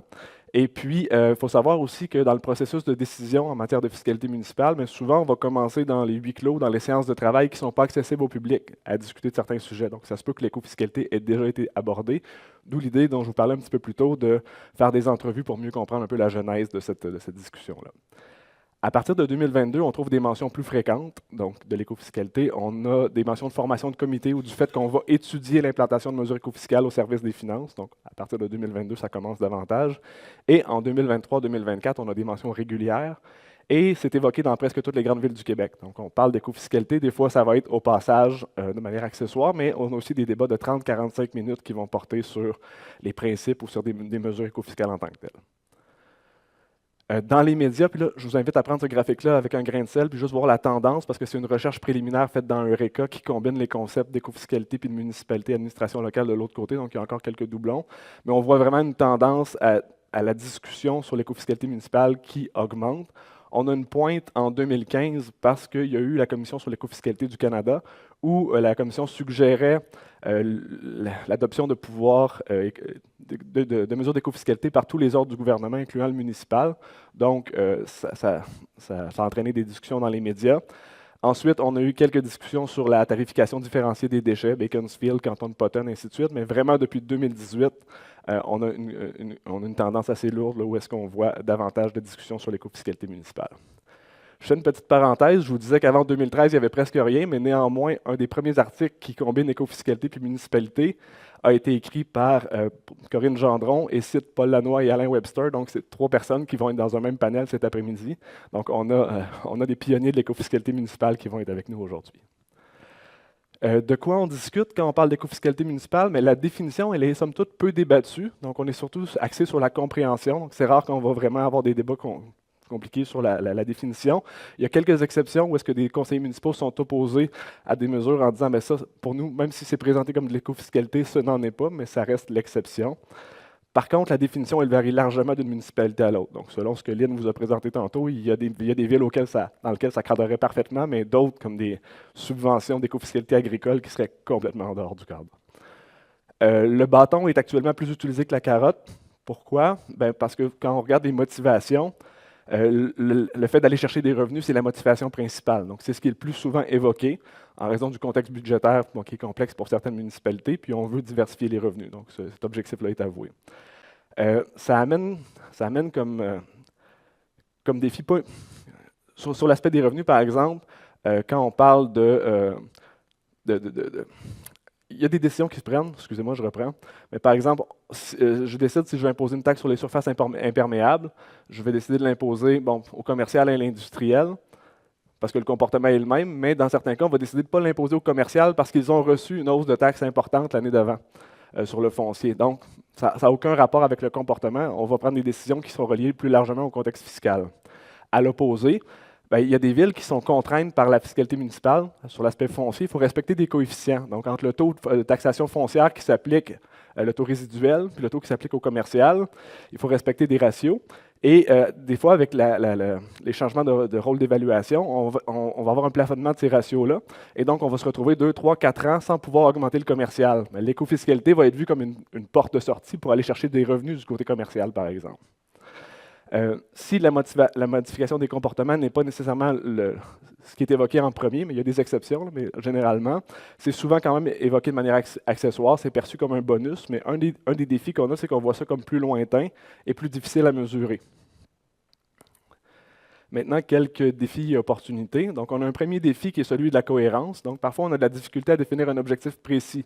On sait qu'on veut taxer l'asphalte, mais est-ce qu'on veut taxer le coût que la surface imperméable va générer sur le système de gestion des eaux pluviales? Est-ce qu'on veut taxer le fait que ça génère des îlots de chaleur? Est-ce qu'on veut taxer le fait que ça crée des stationnements, ça augmente la congestion routière? Parfois, on veut viser dans toutes les directions à la fois, ce qui amène que la mesure va être moins précise et peut manquer de cohérence.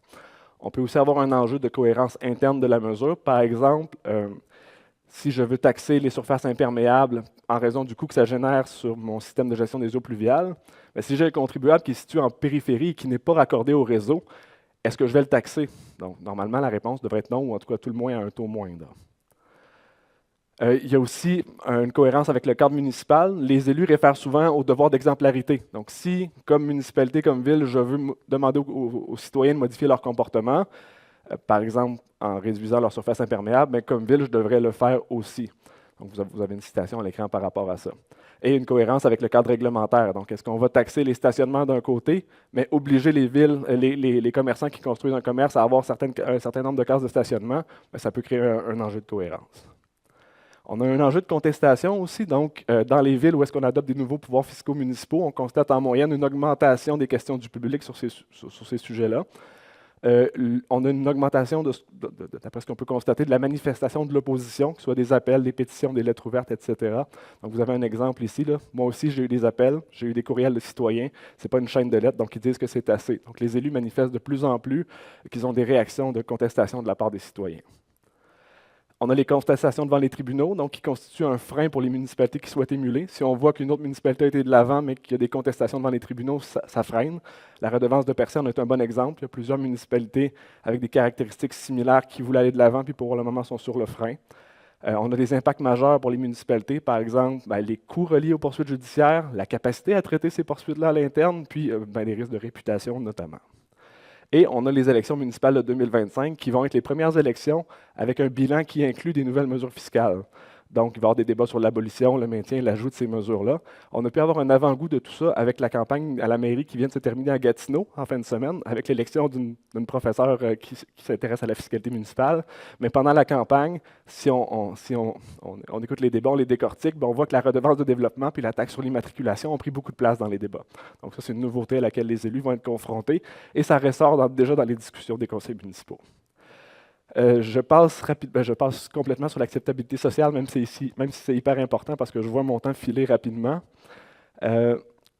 Défis et opportunités à la fois, la multidisciplinarité. Donc, pour les équipes municipales, ça amène la collaboration entre le service des finances puis d'autres services. Généralement, ça se passe bien, mais on voit certaines frictions de temps à autre, donc de travailler en équipe avec une perspective multidisciplinaire. Le défi de chiffrement des coûts aussi. On a pu voir récemment avec la taxe sur l'immatriculation, la SAAC charge des frais d'implantation d'un peu plus de 200 000 $, puis des frais d'administration par la suite de 2 %, minimum 60 000 excusez-moi, par année. Ces montants importants-là ont suscité des débats dans les conseils municipaux, mais quand vient le temps de chiffrer comment ça coûte implanter à l'interne une mesure, on n'a pas autant de précision. Donc, il reste un flou généralement autour de cet aspect-là. Et en plus, quand vient le temps de chiffrer les coûts indirects, donc quel projet on va mettre de côté pour implanter des mesures d'écofiscalité municipale, là aussi, c'est rare qu'on ait des réponses qui vont être claires. Donc, on a parfois des enjeux de disponibilité de l'expertise, ce qui nous amène à des collaborations externes, donc qui est une opportunité. Donc, il y a des chercheurs universitaires, les fédérations municipales et d'administrateurs municipaux qui ont créé des formations, qui ont développé des formations hyper intéressantes, et tout ça amène au développement d'une nouvelle expertise à l'interne. Il y a une multiplication des initiatives, donc quand on parle de collaboration, notamment le collègue Jean-Philippe Meloche qui a fait un fantastique papier sur les mesures d'écofiscalité dans les basses terres du Saint-Laurent que je vous invite à consulter. Mais on voit aussi, par exemple, à Varennes, Victoriaville, se sont associés à SNAP Québec avec l'ENAP, notamment pour étudier la possibilité de mettre en place des mesures écofiscales qui touchent la biodiversité. Ils ont tout récemment ajouté la ville de Nicolette pour avoir une municipalité de plus petite taille dans leur panel. On a la ville de Sherbrooke qui a un scientifique en résidence qui est dédié à l'écofiscalité. On a des formations, donc, par exemple, par professeur Fanny Tremblay-Racicot, qui est une spécialiste de l'écofiscalité municipale. Récemment, il y a eu un appel à projet du Fonds de recherche du Québec sur l'écofiscalité pour lequel on a été contacté par plusieurs municipalités et MRC. Donc, il y a un appétit pour le développement des mesures écofiscales. Quelques remarques finales rapidement. Donc, premier constat, on a un contexte d'ébullition que je vous ai présenté par l'augmentation des discussions, notamment là-dessus, mais on vit une première période de turbulence. Donc, il y a des soubresauts récemment par rapport à l'écofiscalité municipale, les contestations de la population, des tribunaux. Et il y a beaucoup moins de discussions du côté des petites municipalités. Donc, il y a une complexité. Par exemple, si j'ai une petite municipalité où est-ce que la direction générale assure à la fois le rôle de service des finances, de l'environnement, des communications, ça peut être difficile d'avoir une perspective multidisciplinaire au sein de la même personne. Donc, c'est vraiment un défi pour les plus petites municipalités de ce côté-là. Et donc, c'est un sujet qui reste, somme toute, peu exploré encore, mais bon, je vais continuer de le développer. Donc, si ça vous intéresse, dans les prochains mois, prochaines années, je vais avoir quelques résultats à vous présenter. Donc, merci beaucoup.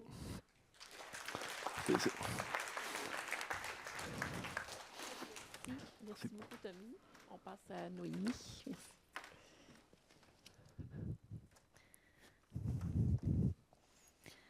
Bonjour à tous. Donc, merci de m'accueillir aujourd'hui pour que je puisse vous présenter une recherche que j'ai réalisée avec Pierre-Olivier Pinault, qui est le président de la chaire de gestion du secteur de l'énergie à HEC Montréal. Et donc, on a fait une expérience sur le choix des consommateurs résidentiels de payer plus pour l'électricité. Donc, cette recherche, elle s'appuie sur un constat initial. Donc, comme on voit sur la petite carte ici, donc on voit peut-être pas très bien, mais c'est donc les tarifs au kilowattheure qui sont fixés dans les principales villes d'Amérique du Nord. Et ce qu'on voit, c'est qu'à Montréal et au Québec en général, c'est l'endroit où le prix au kilowattheure est le moins élevé en Amérique du Nord. Et c'est aussi le cas pour des autres régions qui sont productrices d'hydroélectricité. Et parallèlement à cette observation, on voit aussi que c'est dans ces régions-là qu'on consomme le plus d'électricité par habitant. Donc, face à ce double constat, on pourrait donc augmenter les prix de l'électricité au Québec pour diminuer la consommation donc bas carbone, puisqu'elle provient de l'hydro, et exporter ce surplus vers des secteurs ou d'autres régions qui utilisent de l'électricité qui provient de sources plus polluantes. Et donc, ça permettrait donc de décarboner ces secteurs et ces régions-là. Et donc, la question qu'on s'est posée, c'est est-ce qu'il existe un contexte au Québec où les consommateurs résidentiels accepteraient de payer plus cher, donc pour exactement le même bien, enfin le même service. Et est-ce que donc, le bénéfice environnemental de décarboner d'autres secteurs ou d'autres régions, est-ce qu'il peut jouer un rôle important dans cette décision ou non? Donc pour ça, pour répondre à cette question, on a réalisé donc, des expériences en laboratoire au Cyrano à Montréal. Donc les premières expériences, elles ont eu lieu donc, en 2009. Donc à cette époque-là, c'était Pierre-Olivier qui les avait menées, puisque j'ai calculé hier soir. En 2009, j'étais même pas encore au secondaire. Mais donc j'étais là pour les expériences. Oh. Ça marche ? Ok.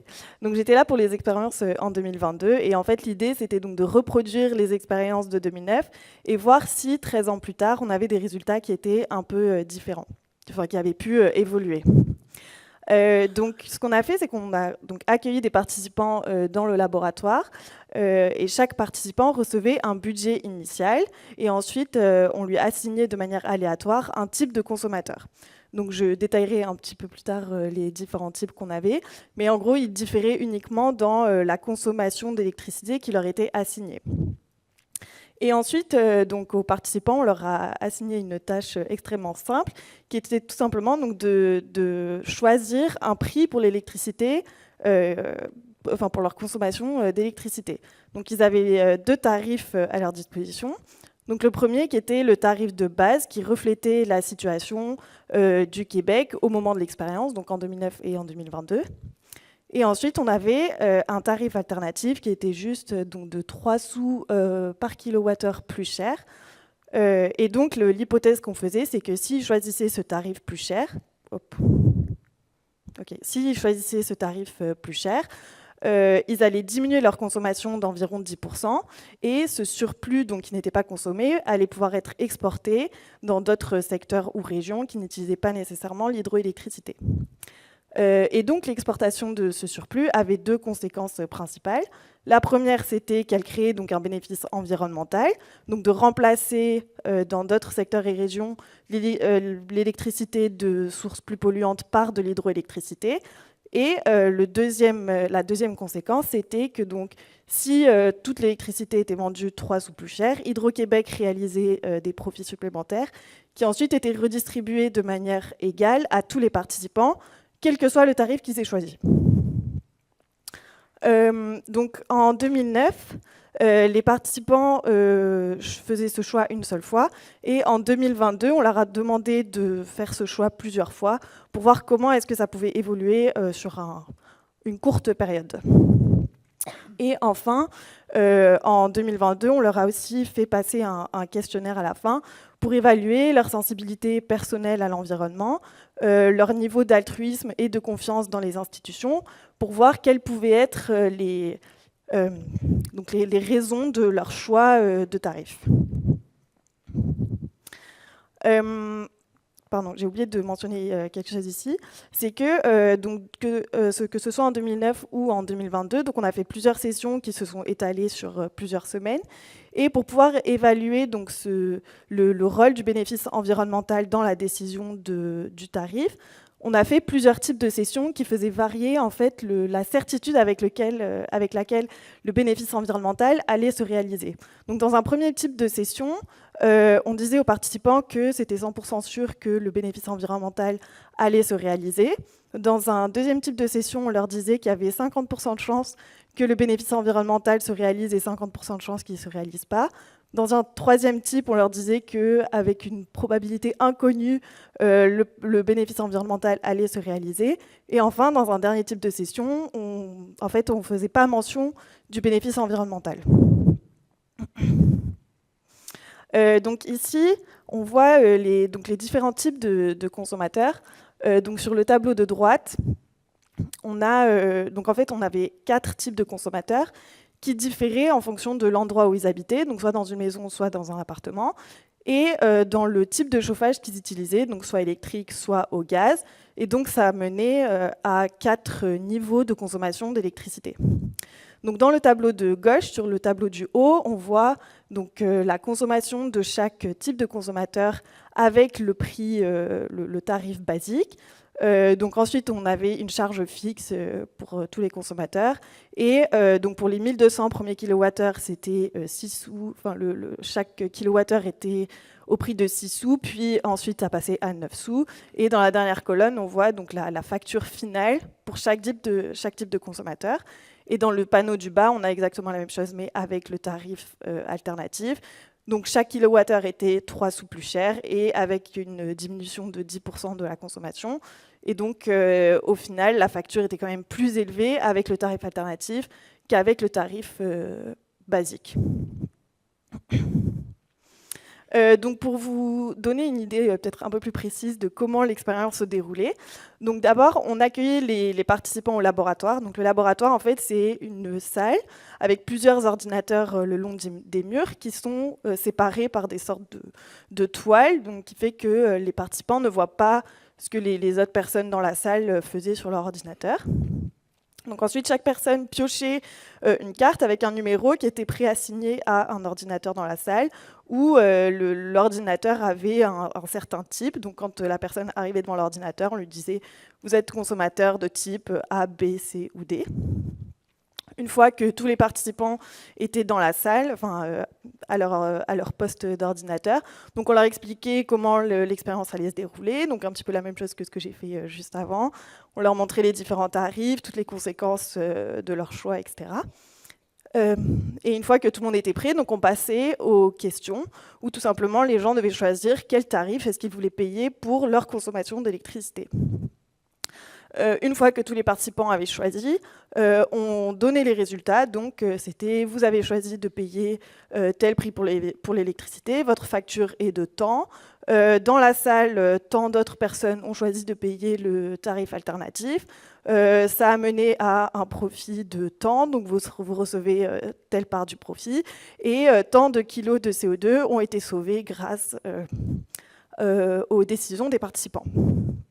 Donc en 2009, l'expérience s'arrêtait là. En 2022, on leur demandait de refaire ce choix 2 fois supplémentaire. Et ensuite, donc, on leur faisait passer le questionnaire de sensibilité à l'environnement, altruisme et confiance dans les institutions. Ensuite, donc s'il y avait, donc pardon. Si le bénéfice environnemental était réalisé, on achetait des crédits carbone pour que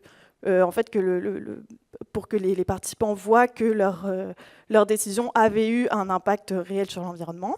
Et ensuite, chacun repartait avec donc son argent, c'est-à-dire le budget initial, moins ce qu'ils avaient décidé de payer et les profits éventuels. Donc maintenant, si on regarde un peu les résultats de cette expérience, la première chose qu'on voit, si on regarde donc la dernière colonne, c'est que quelle que soit l'année ou les tours, il y avait à chaque fois plus de 50% des gens qui ont choisi le tarif alternatif, donc qui étaient prêts à payer plus pour l'électricité. Ce qu'on remarque surtout, c'est que cette proportion, elle a fortement augmenté entre 2009 et 2022, puisqu'elle est passée de 52% à presque 60%. Donc c'est quand même un grand bond. Et que cette participation, elle est assez stable au fil des tours en 2022. Maintenant, si on regarde donc, le choix de payer plus selon le type de consommateur, ce qu'on voit, c'est que donc, le type A de consommateurs, c'était ceux qui avaient la plus grande consommation initiale, c'est-à-dire les consommateurs qui finalement étaient le plus contraints dans leur budget, et que c'est ces personnes-là qui ont choisi, dans une moindre proportion, de payer plus pour l'électricité. Donc c'est bien que les conditions économiques initiales des participants jouaient un rôle dans leur choix de tarifs. Et enfin, quand on regarde donc le choix de payer plus selon le niveau de certitude du bénéfice environnemental, là, on voit des dynamiques différentes selon les années. Donc, si on regarde en 2019, c'était quand la probabilité du bénéfice environnemental était ambiguë qu'on voyait le moins de participation, alors qu'en 2022, la dynamique était complètement différente. En fait, tant qu'on parlait du bénéfice environnemental, la participation était à peu près la même, mais c'est quand il n'y avait pas du tout de bénéfice environnemental que là, la participation était la plus basse. Donc on voit quand même des dynamiques assez différentes. Donc comme je le disais, la coopération était assez stable dans le temps. Et ce qu'on a remarqué aussi, c'est que la sensibilité personnelle à l'environnement ne jouait pas de rôle particulier dans le choix de tarifs. Et en revanche, donc le niveau d'altruisme des gens permettait de stabiliser la coopération dans le temps. Donc pour finir, donc comme je l'ai dit, dans ce contexte contrôlé, qui est une expérience en laboratoire, ce qu'on a vu, c'est qu'une majorité des participants étaient prêts à payer un tarif plus cher pour un service qui reste identique. Donc les conditions économiques initiales des participants avaient leur importance dans ce choix. Et le bénéfice environnemental jouait aussi un rôle assez marquant. Donc, il faut quand même prendre ces résultats avec une petite précaution, puisque déjà, d'une part, la structure, donc, dans cette expérience, comment on a contrôlé tout l'environnement et dont la structure extrêmement basique de la redistribution des profits, qui laisse penser qu'en fait, il pourrait exister d'autres approches qui pourraient augmenter la coopération. Par exemple, on pourrait penser que si, au lieu de redistribuer tous les profits de manière égale à tous les participants, quel que soit leur choix, on pourrait créer un fonds pour les ménages défavorisés. On pourrait aussi créer un fonds plutôt uniquement pour les personnes qui choisissent le tarif alternatif pour les aider dans leur transition énergétique. Et on pourrait penser que plus de gens choisiraient de payer plus dans ce cas-là. Il y a aussi certaines hypothèses qu'on a faites pour cette expérience qui pourraient surestimer la participation, donc la participation et les résultats qu'on a eus. Par exemple, donc on a fait l'hypothèse qu'à partir du moment où on choisit le tarif alternatif, toutes les personnes diminuent d'environ 10% leur consommation. On peut penser que dans la réalité, c'est peut-être une hypothèse qui est un peu forte et surtout qui pourrait ne pas tenir dans le temps. Donc malgré tout, c'est des résultats qui montrent quand même une certaine tendance et qui restent assez importants et encourageants pour les politiques de transition énergétique. Voilà, donc merci de m'avoir écouté. Et...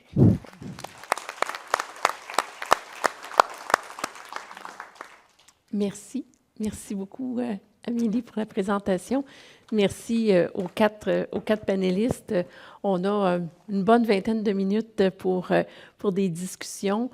Je pense que un des premiers constats peut-être qu'on fait, puis ça rejoint certains commentaires que vous avez faits, c'est au niveau même de la définition de ce que c'est l'écofiscalité.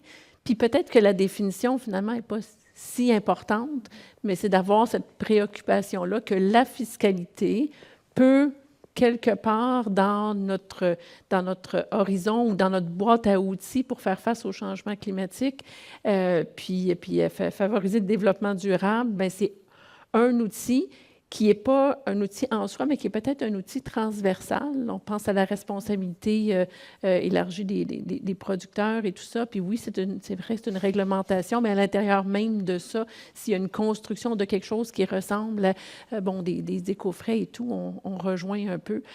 Puis la question des taxes sur le carburant, je suis tout à fait d'accord.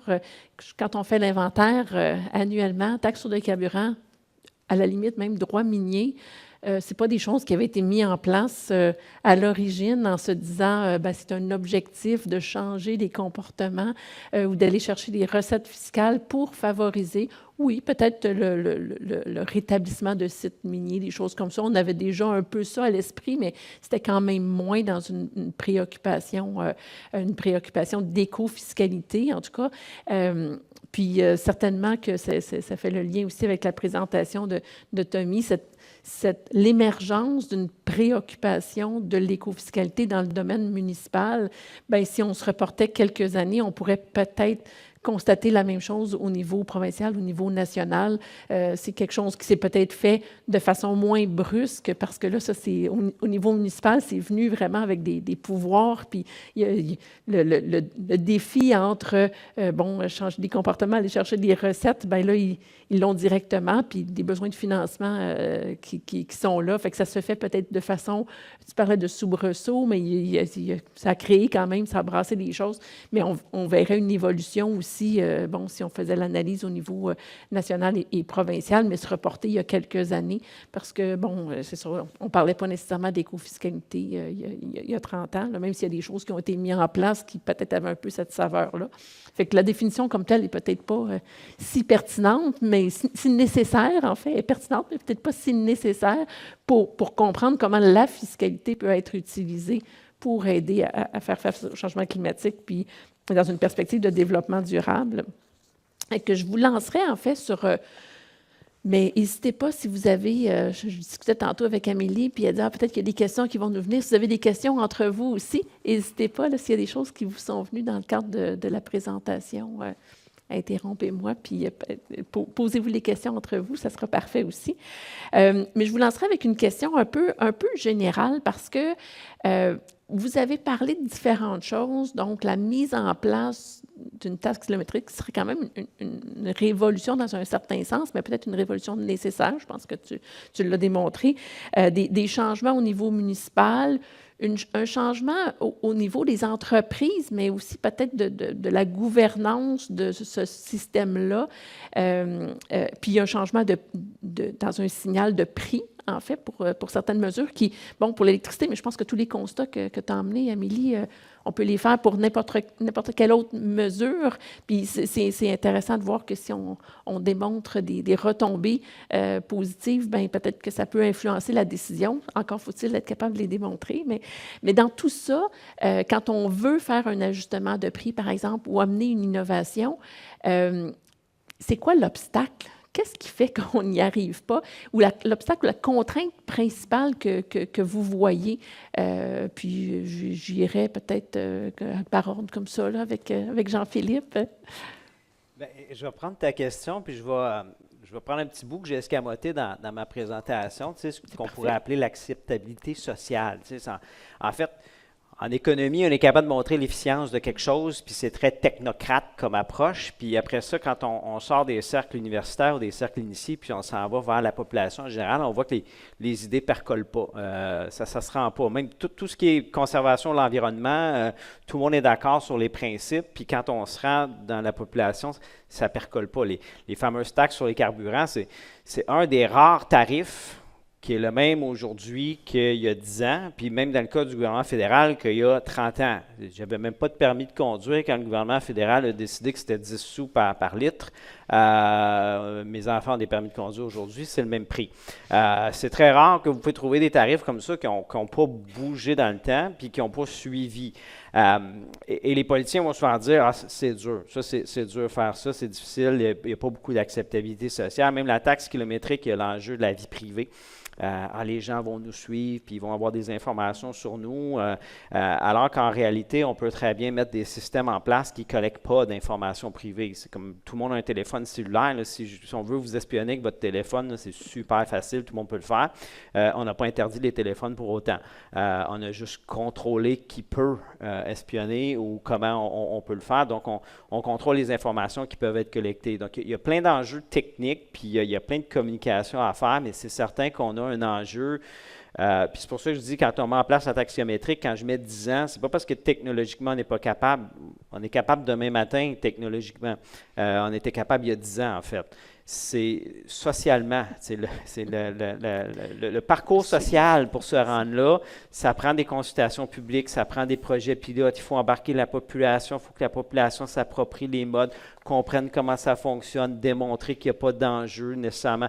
Il y a des enjeux de vie privée, mais on est capable de les encadrer. Donc, tout ça, ça prend, bon an, mal an, plusieurs années. C'est pour ça que moi, je mets toujours une décennie. Donc, quand je dis qu'il faut commencer à le faire, c'est pas qu'il faut l'implanter demain matin. On sait qu'on n'est pas capable. Puis, socialement, c'est juste de commencer à mettre en place le dialogue avec la population pour qu'éventuellement, on s'approprie tout ça puis qu'on se rende. Et ça, ces étapes-là prennent du temps, mais je pense que c'est ça qui est le plus gros défi. C'est amorcer le dialogue pour qu'éventuellement, on puisse implanter ces mesures-là. Oui, j'aime beaucoup le parcours social. Je retiens ça. Effectivement, c'est ça. Fait que l'acceptabilité sociale, c'est pas un jour, c'est un parcours pour se rendre là, effectivement. Puis peut-être, si on met quelque chose en place, de le mettre tout de suite, prévoir l'indexation tout de suite. Hein, comme ça, ben, on n'a pas l'odieux après de parler d'indexer quelque chose qui existe déjà puis qui n'avait jamais été indexé auparavant. Merci. Tommy? Dans la même veine un peu, pour les municipalités, une des principales contraintes, un des principaux défis, c'est le défi de la précipitation, donc de vouloir aller trop vite, parce qu'il y a un enjeu qu'on veut collecter des recettes rapidement, pour lequel, bon, les municipalités sont dans le bilan de la fiscalité, on a constaté dans les 10 dernières années que une des assiettes qui a le plus baissé, c'est le foncier. Le gouvernement du Québec s'est retiré en partie de la taxation foncière en réduisant la fiscalité scolaire, mais le gouvernement, les municipalités n'ont pas, dans l'ensemble, repris cet espace-là. On a besoin de revenus, on a besoin de les diversifier. Ça amène des décisions rapides qui peuvent entraîner des enjeux d'acceptabilité sociale. Si on veut passer d'une situation où est-ce qu'on ne modifiait pas les comportements, puis dans un an, on veut les modifier, bien, la voie de transition, parfois, est pas mal plus longue que ça. Le gouvernement du Québec a peut-être aussi à repenser. Donc, le projet de loi 39 a été adopté le 8 décembre. Déjà, le 9 décembre, il y avait des municipalités qui votaient sur des modifications, des nouveaux pouvoirs qui leur avaient été accordés la veille. Dès janvier, il y a des villes qui ont adopté des mesures complexes sur des nouveaux pouvoirs auxquels ils n'avaient pas pensé du tout auparavant. Donc, peut-être de prendre le temps de s'assurer justement, d'éviter des contestations, d'assurer d'avoir un dialogue, feuille de route, peut-être pas toujours sur 10 ans, parce qu'il y a des mesures qui sont plus simples, mais de prendre le temps de les implanter, c'est un défi. Puis aussi de prendre le temps de voir est-ce que l'écofiscalité peut avoir un rôle. Des fois, on va aller vite en écofiscalité, puis des fois, on oublie que ça peut exister. Par exemple, la tarification différenciée des déchets. Donc, payer plus pour les déchets quand on produit plus de déchets. Il y a eu des beaux succès à Beaconsfield, à Potton à l'époque. Mais là, c'est inscrit dans le PGMR, là, dans le plan de gestion des matières résiduelles de plusieurs villes régies des déchets, MRC. Mais actuellement, il y a des villes qui vont vers, je ne sais pas si vous avez peut-être entendu parler, mais l'idée pour le compostage, les villes doivent, ceux qui ne l'ont pas encore fait, récupérer les matières compostables, ben, d'y aller avec un sac de compost qu'on va mettre dans le bac de vidange puis qu'on va trier rendu à l'usine. Si on fait ce choix-là, ça peut être un bon choix, c'est plus facile pour le citoyen dans certains cas, mais après ça, on peut plus avoir une tarification des déchets, dire on va vous faire payer plus parce que vous produisez plus de déchets. On vous a incité à mettre votre compost à l'intérieur de votre bac à déchets. Donc, s'assurer qu'on ne vient pas par des choix s'exclure l'idée de l'écofiscalité. Peut-être que c'est correct de l'exclure, mais qu'on ait la réflexion au départ, donc en n'allant pas trop vite, en prenant le temps de voir toutes les options. Donc, c'est la principale contrainte que je vais... Est-ce que c'est propre aux municipalités ou c'est une particularité d'une municipalité qui permet d'aller vite sur ces choses-là qu'on pourrait peut-être pas faire au niveau provincial, au niveau national? Il y a un temps court qu'on voit au municipal. Ben, la durée des élections est la même qu'au provincial, mais souvent les gens arrivent avec une moins grande connaissance des mesures fiscales, donc ils doivent apprendre, là, ils doivent réaliser les mesures fiscales en question, puis l'élection arrive. Donc il y a un temps court qui fait qu'on essaie de prendre des décisions rapidement. Mais sinon, je n'ai pas une réponse très élaborée à fournir à cette question-là. Merci. Merci, Tommy. Amélie? Moi, je dirais avec un des enjeux qui serait un manque de vision holistique par rapport aux enjeux environnementaux. Et on fait souvent des mesures ou des politiques qui sont à la pièce puis qui ne prennent pas en considération l'ensemble de la problématique. Donc, on a très peu lié les enjeux de consommation, par exemple, avec l'élimination ou avec les émissions de gaz à effet de serre. Quand on fait un bilan des émissions de gaz à effet de serre, par exemple, souvent, on ne va pas se rendre jusqu'au troisième scope qui va inclure les impacts de notre consommation au lieu de fabrication, parce qu'on est des grands consommateurs, consommatrices au Québec, mais on fabrique très peu. Et dans le cadre d'un système de responsabilité élargie des producteurs, quand on pense, par exemple, à la collecte sélective des matières recyclables, on fait payer les fabricants pour tout le système de collecte, transport, tri et conditionnement des matières, mais pas pour ce qui est abandonné dans l'environnement, ce qui est envoyé à l'élimination. Donc, on n'a pas une responsabilité complète et je pense que ce sont des cas qui se reflètent dans d'autres types aussi de politiques. Est-ce qu'au niveau on parle d'acceptabilité sociale pour l'ensemble de la société, quand il y a des choses qui les affectent, ça pourrait augmenter leur coût à eux? Quand on parle de la responsabilité élargie des producteurs, est-ce qu'on a besoin de cette acceptabilité-là des entreprises pour qu'elles embarquent puis qu'elles innovent à l'intérieur, qu'elles soient partie prenante vraiment du processus? Quand tu parlais du réemploi, tu sais, Ouais. puis là, on se dit, mais comment ça que c'est pas intégré, que c'est pas déjà quelque chose qu'on souhaiterait voir prendre forme? Est-ce que c'est l'acceptabilité puis le fait que les entreprises, dans le fond, n'embarquent pas à 100% là-dedans? Leur rôle à eux, est-ce que c'est important? Ben oui, le rôle est essentiel, mais il y aura toujours des leaders qui vont prendre le risque, assumer des coûts supplémentaires associés à porter des activités qui ont peut-être un coût économique qui est plus élevé. Par exemple, les entreprises qui font du réemploi sans avoir de compensation ont un certain engagement environnemental, assument le fait de ne pas avoir la compensation parce qu'elles croient en leurs activités. Donc, pour moi, il y a vraiment une obligation d'un encadrement réglementaire parce que l'autorégulation du marché n'a pas porté fruit et ne le portera pas fruit non plus. Donc, il faut qu'il y ait des contraintes de l'autre côté. Et je pense que ça peut éventuellement mener à un changement de comportement aussi de la population. Si, par exemple, une des mesures qui est envisagée en France, c'est d'avoir un bonus-malus à l'achat de certains biens en fonction d'une note obtenue au niveau de l'indice de réparabilité. Donc, c'est une note obligatoire sur certains appareils électroniques et électroménagers, une note sur 10, qui nous donne de l'information sur est-ce que notre appareil est démontable, est-ce qu'on a accès aux pièces, aux outils, à un coût raisonnable, etc. Donc, ça peut se transposer aussi dans des changements de comportement et si ça vient impacter les ventes des entreprises, il y aura là un incitatif à l'éco-conception. Merci. Merci, Amélie. Noémie? Oui, c'est un peu tout l'objet de notre expérience, justement, d'évaluer cette acceptation sociale, surtout dans le cas très précis de l'électricité, où finalement on a un service qui reste identique à avant. Et on voit que, en tout cas, ce qu'on voyait, c'est que certaines personnes sont prêtes à changer, enfin en tout cas à payer plus, etc. Mais ça reste dans des conditions particulières et c'est pas non plus tout le monde qui est prêt à le faire. C'est-à-dire que effectivement là où on part, ça compte dans l'acceptation. Et oui. La capacité à démontrer, dans votre expérience, dans le fond, vous démontriez aussi les retombées positives. Donc, ça dépend aussi de cette capacité-là à pouvoir les démontrer, les retombées positives. Oui. Puis je pense que aussi être extrêmement transparent sur toutes les conséquences que peuvent avoir le choix aussi de payer plus ou d'accepter une taxe, etc. Ça favorise aussi de se dire genre si j'accepte de payer plus cher, oui, mais quand même il y a des conséquences qui sont favorables à la fois pour l'environnement et puis peut-être pour aussi les gens autour de moi. Ça peut aussi aider à augmenter l'acceptabilité d'une mesure éco-fiscale. Merci. Donc, on a, c'est ça, la question de l'acceptabilité sociale qui revient très certainement à travers tout ça. L'éco-fiscalité, selon vous, comment ça nous permet ou pas, peut-être, puis comment, finalement, c'est peut-être un obstacle en soi de parler d'éco-fiscalité, de jongler avec le besoin de recettes. Parce que, que ce soit n'importe quel palier de gouvernement, il y a des besoins de recettes de façon générale, mais aussi pour faire face aux défis environnementaux. Donc, il y a des recettes et c'est pour ça qu'on crée là, les fonds spéciaux et tout ça, mais aussi des défis de plein d'autres choses. On a parlé de transport, les défis de financement des villes, des municipalités, etc. Donc, comment l'éco-fiscalité peut permettre de jongler avec ce besoin de recettes-là, mais le besoin de changer des comportements aussi. Est-ce que finalement, on peut jouer un peu sur les deux tableaux aussi? C'est un compromis qu'on doit faire. C'est soit qu'on y va pour les recettes, soit on y va pour changer les comportements.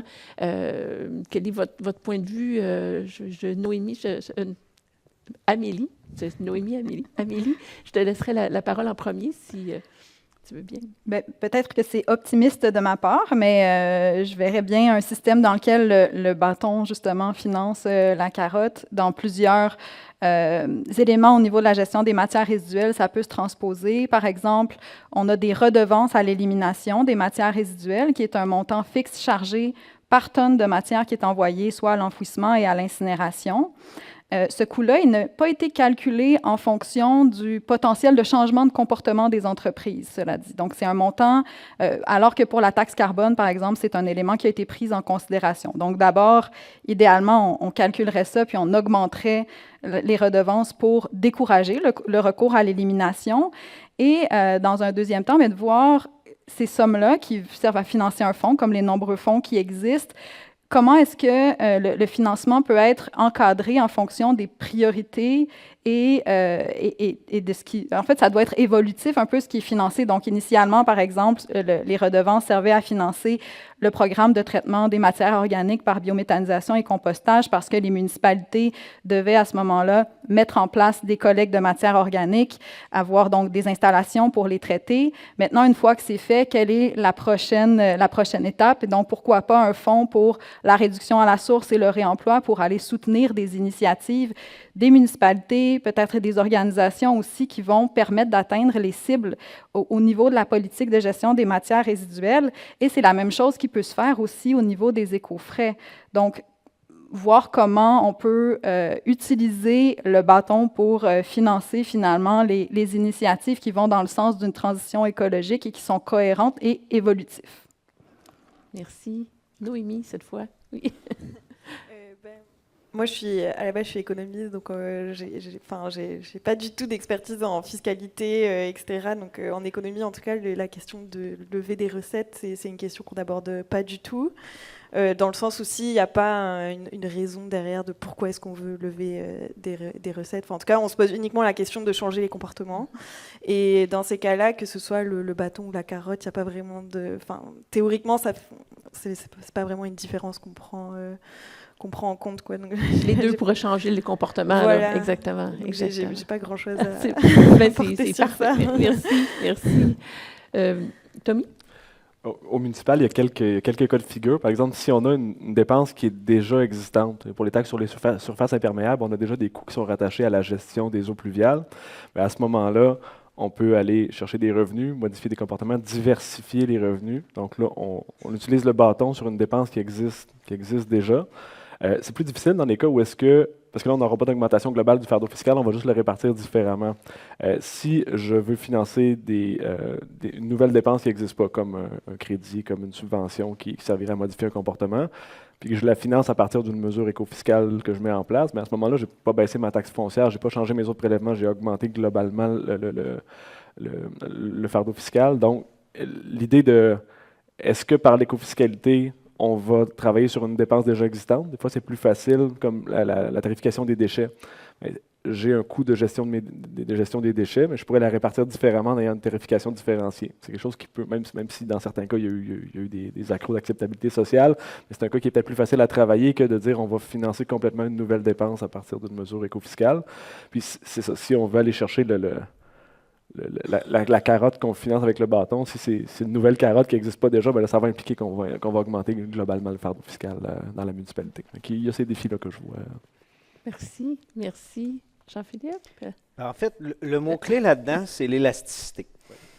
La mesure d'éco-fiscalité, puisqu'on veut encadrer plus qu'éliminer un comportement quand on utilise l'éco-fiscalité. Parce que si le comportement est très élastique, c'est-à-dire c'est quelque chose, c'est un polluant qu'on pourrait cesser d'utiliser demain matin, on va mettre une mesure d'éco-fiscalité, la recette va chuter rapidement, puis on ne pourra rien financer avec ça. Ça va être très efficace pour changer le comportement, mais en même temps, on aurait pu juste réglementer. Hein, les pesticides pour l'utilisation sur les terrains résidentiels. Ça sert à rien, en fait, ou en tout cas, ça n'a pas une utilité très grande. On pourrait mettre des mesures d'éco-fiscalité pour réduire, mais en fait, on peut juste interdire demain matin, puis on change très peu de choses sur la qualité de vie des gens. Donc, l'élasticité est grande, on utilise la réglementation. Pour les gaz à effet de serre, l'utilisation de la voiture, l'empreinte écologique qu'on a sur l'utilisation du sol, c'est des choses qu'on n'est pas capable d'éliminer. On le sait qu'il va toujours y en avoir. On va se promener en voiture dans 100 ans. On va avoir une empreinte d'occupation du sol dans 100 ans, puis on va potentiellement émettre des gaz à effet de serre dans 100 ans. Même la carboneutralité, c'est pas qu'on n'émet plus de gaz à effet de serre, c'est qu'on en absorbe une partie, puis on en émet une partie. On est au net zéro, mais on n'est jamais absolument zéro.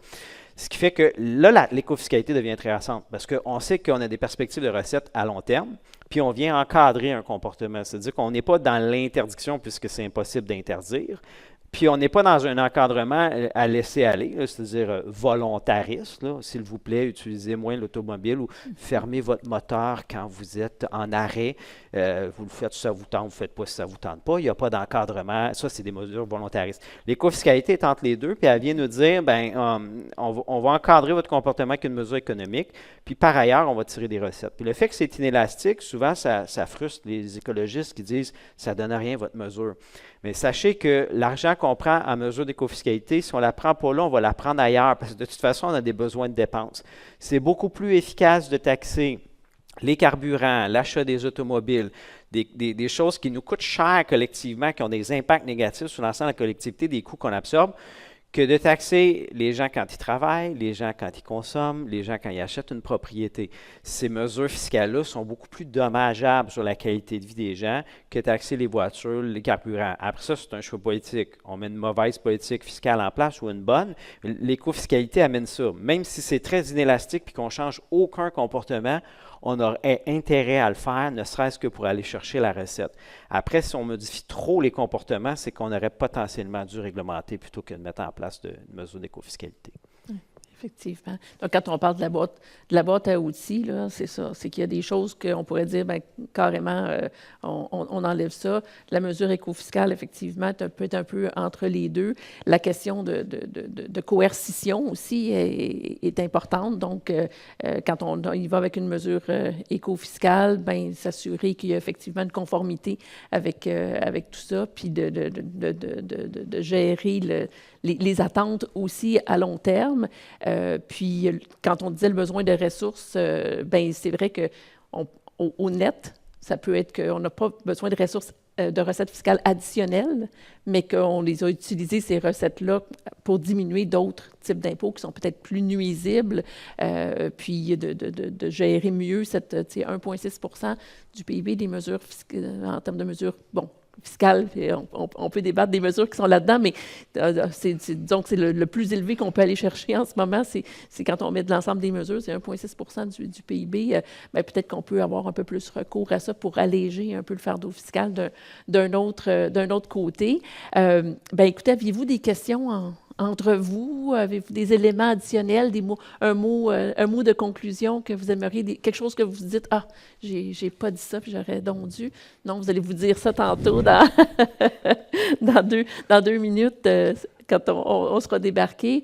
Bien, je vous remercie. Je vous remercie beaucoup pour vous êtes prêtés au jeu, faire les présentations. Je pense que ça montre bien que les mesures écofiscales, c'est très, très large. Quand on dit ce terme-là, ça comprend une panoplie de choses. Et à l'intérieur de ça, bien, vous nous avez donné un regard approfondi sur quelques-uns de ces éléments-là. Super intéressant. Je vous remercie beaucoup. Jean-Philippe, Domi, Amélie et Noémie, merci beaucoup.